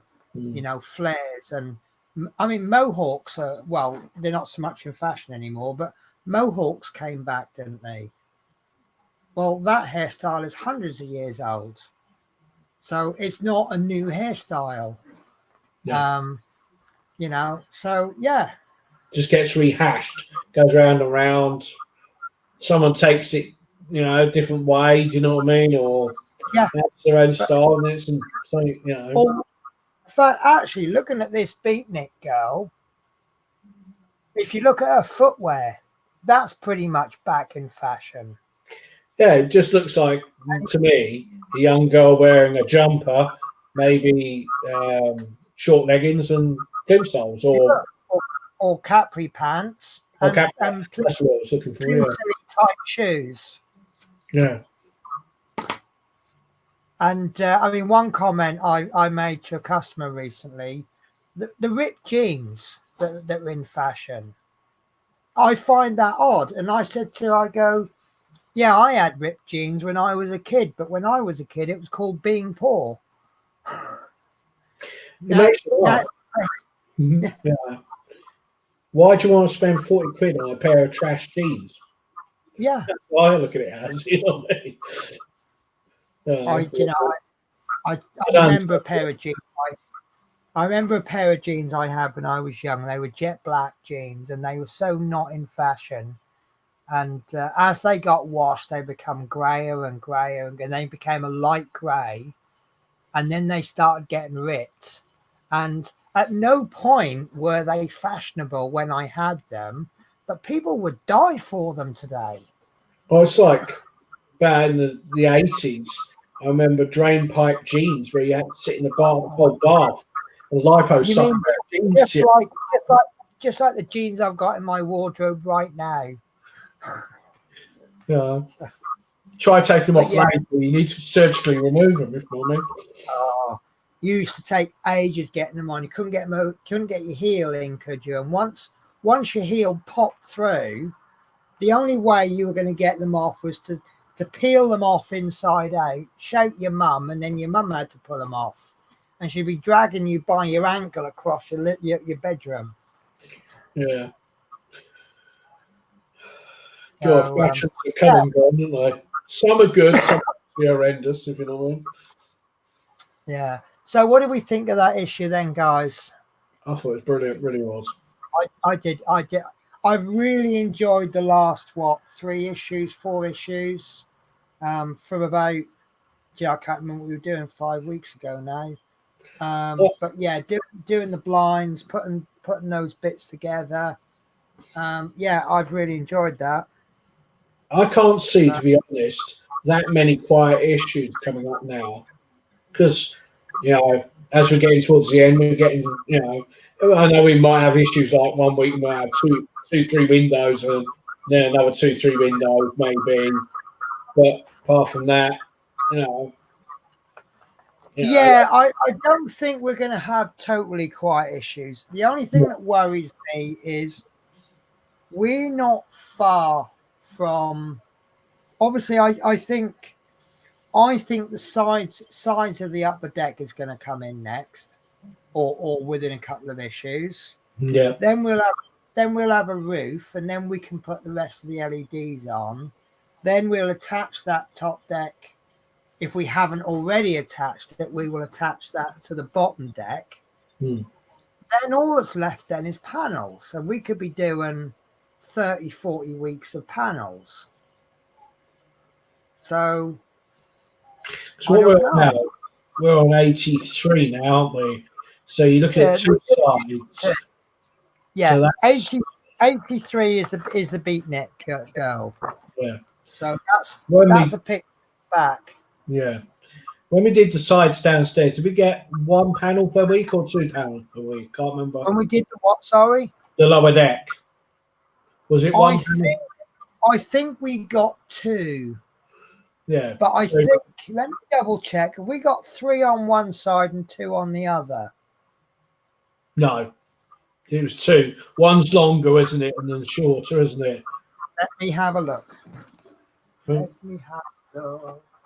You are right. We've got 2 panels on the longer side, and I think, yeah, we've got 2 panels. Yeah, don't forget, actually, we've not attached the roof to the lower deck yet. No. So could we actually be attaching the roof, the lower deck roof, to the upper deck floor before we attach it?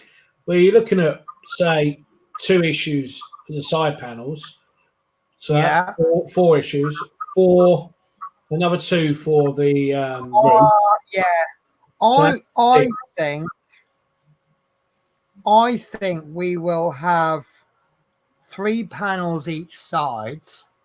Right. We will have a short panel and 2 longer panels. True. And then on the opposite side, we'll have 2 longer panels and 1 short one. So that the joins aren't opposite, just like on the lower deck. We can't really have the joins in the same place because that'll weaken it. So you're looking at, for the top deck, you're looking at about 10 issues there. So that's going to take us up to 95. Then we got the back of the bus, might be 2 issues. You got the rear window, which is opening. That could be 1 or 2 issues. Yeah.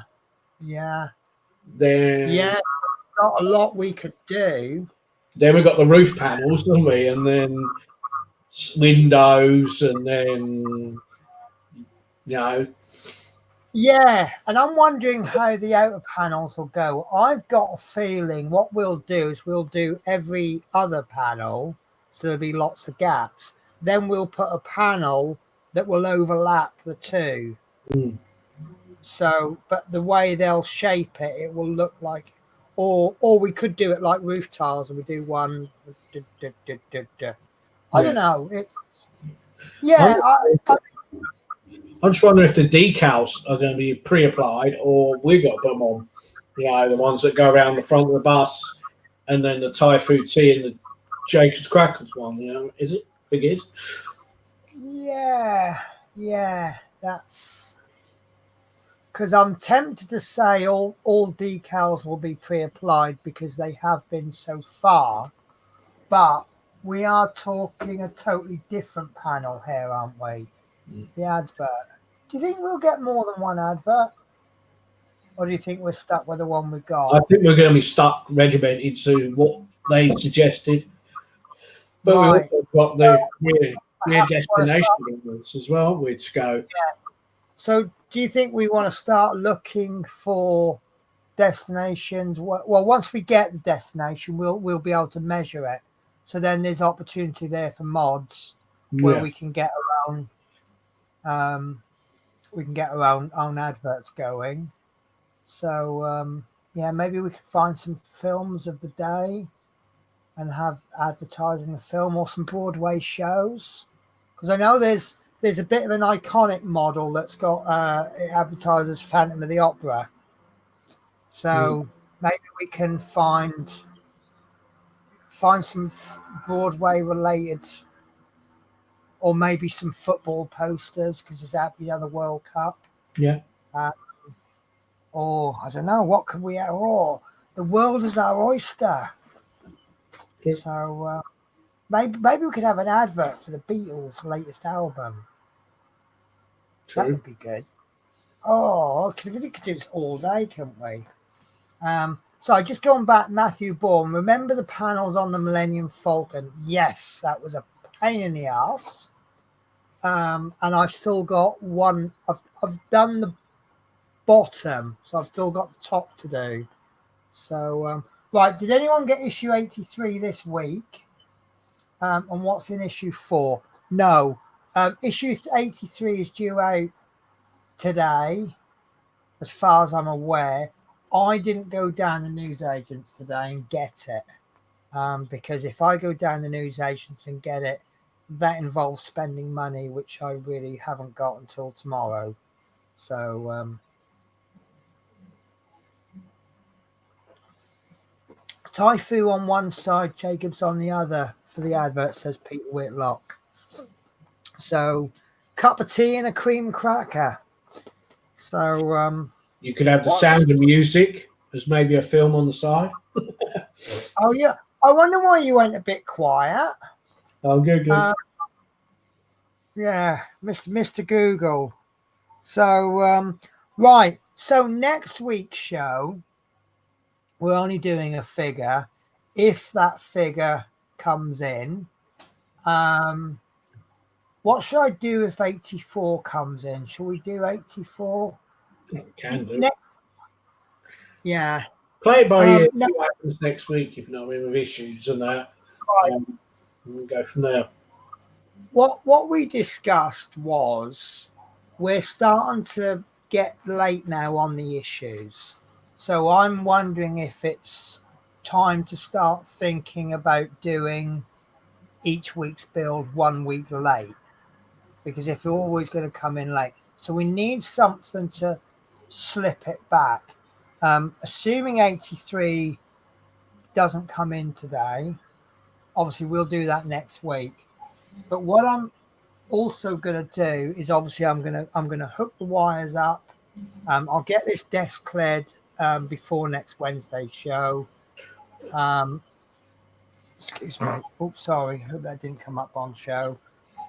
So yeah, we'll get the electric sorted out. We'll get ourselves up to date. I'll go through all the parts that I've got so far. We'll have a little play with them. We'll do whatever we want to do.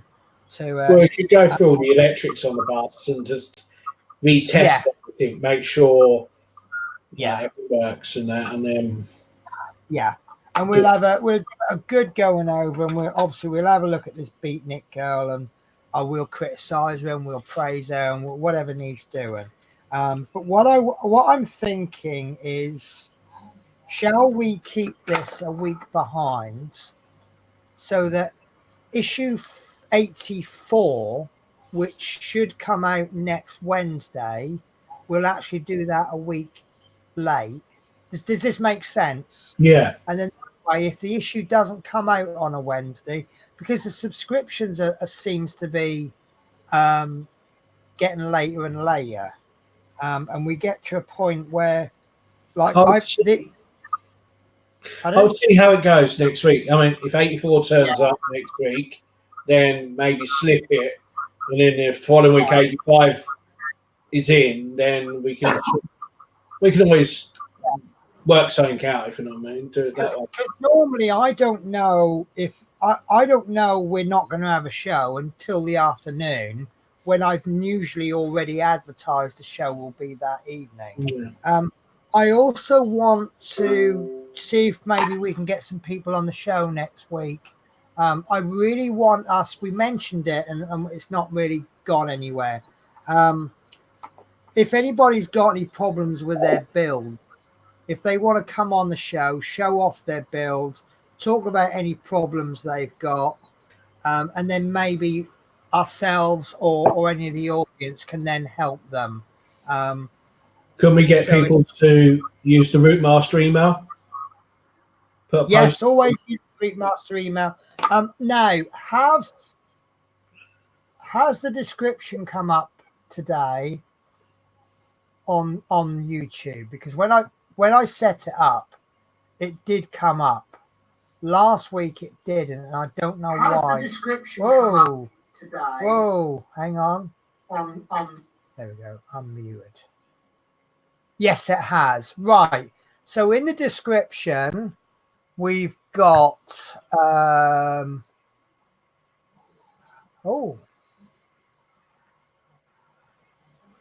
we haven't got the Routemaster email.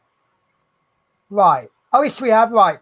Okay, so third paragraph down says you can now email your queries or submit your pictures to the show via routemastershow@gmail.com. So get in contact on that. We'll be scouring the Facebook page as well.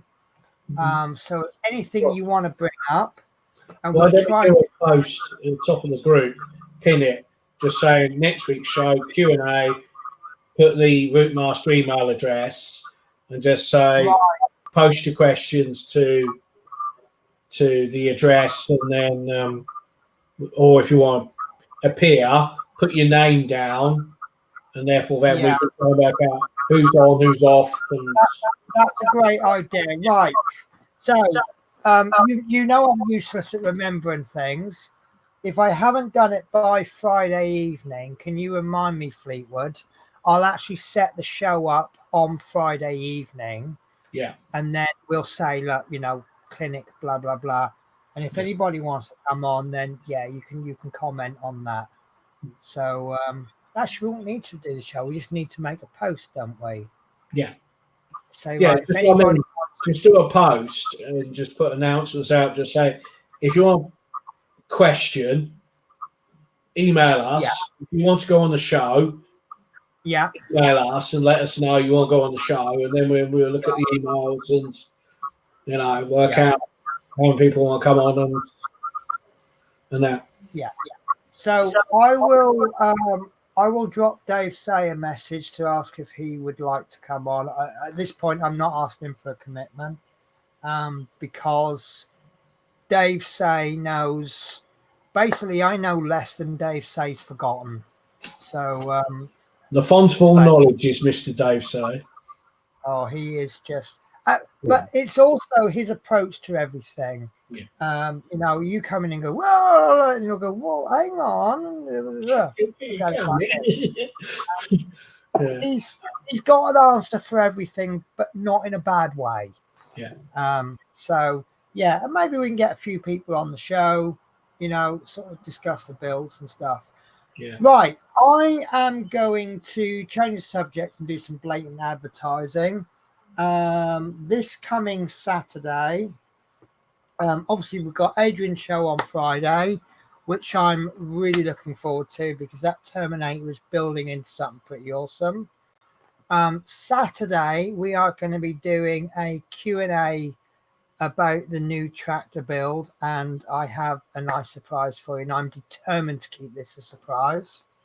I have asked Fleetwood J to join us for the reason that Fleetwood J wants to build this tractor. So, yeah, have you got your bits sorted out, Fleetwood?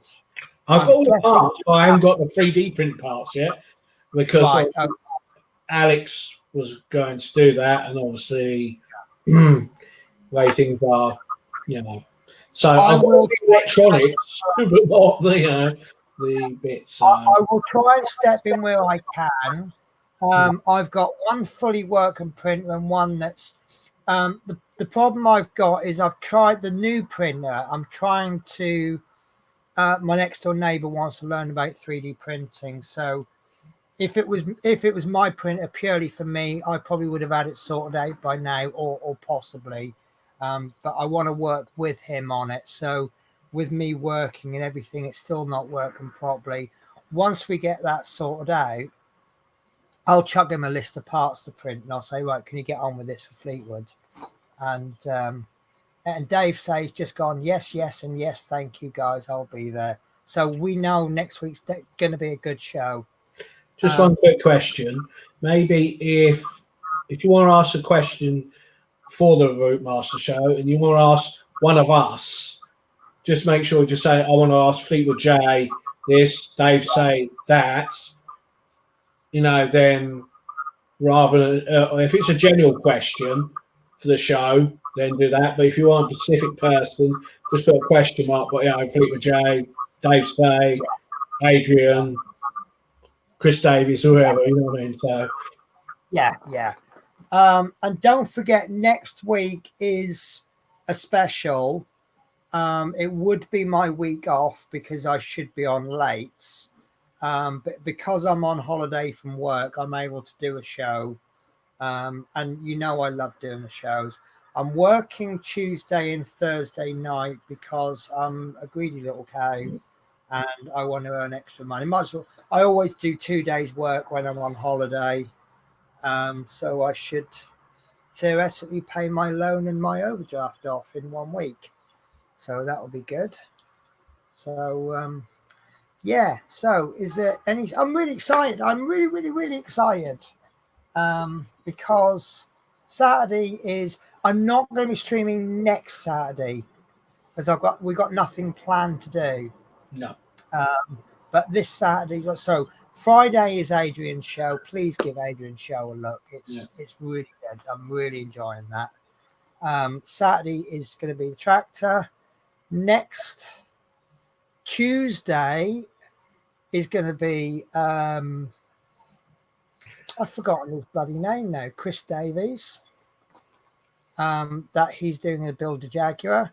Brilliant. My Jaguar is going to be slightly delayed because Model Space have told me that they can't do a catch up, and then they've told me they can do a catch up, but it could interfere.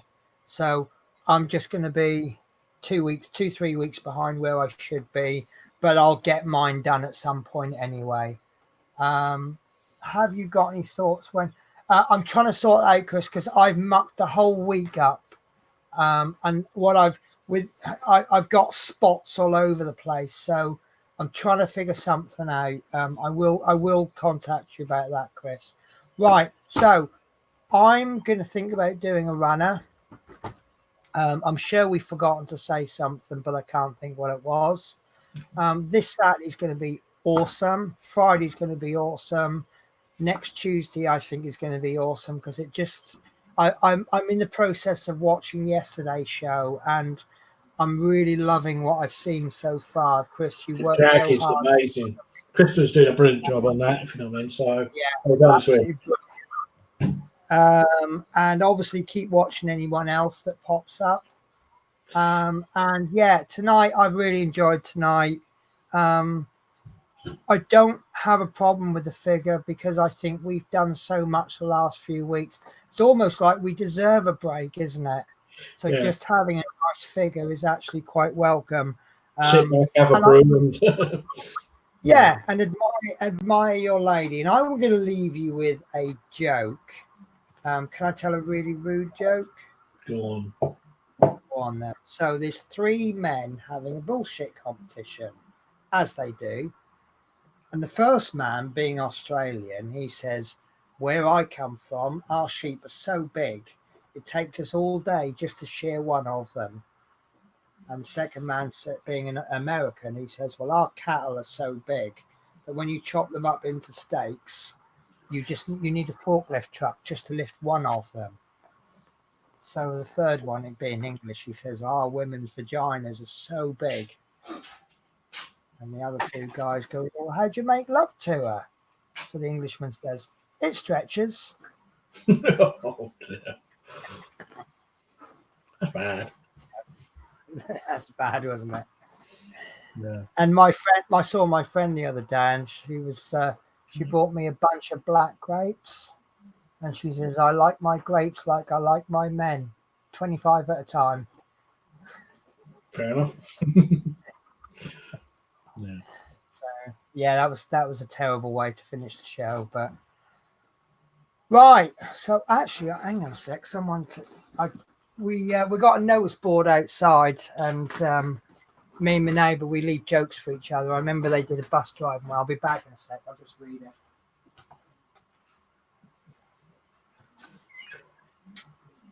Penny off again on the travels. She's always wandering off. Oh, they rubbed it off the boards. Oh, I can't remember it now. Oh no. And well, just left the one that I wrote underneath, which was I once farted on the bus and 3 people turned around. I thought I was on an episode of The Voice. The Voice, yeah. Seen that one before. Yeah. So, right. Okay. So I'm going to disappear. Thank you very much, everybody, for watching the show. It's been absolutely epic. So before I go, I will leave you with Fleetwood J. Thank you very much. Hope you enjoyed the show. Just one quick thing. I put a little teaser on my channel tonight of a French partwork that I'll be doing in mid-October. It's only a test at the moment. It's the first 4 issues of Altea, which is D'Agostini's Renault 4L 1968. So if you want to check out my little teaser, that's coming in mid-October.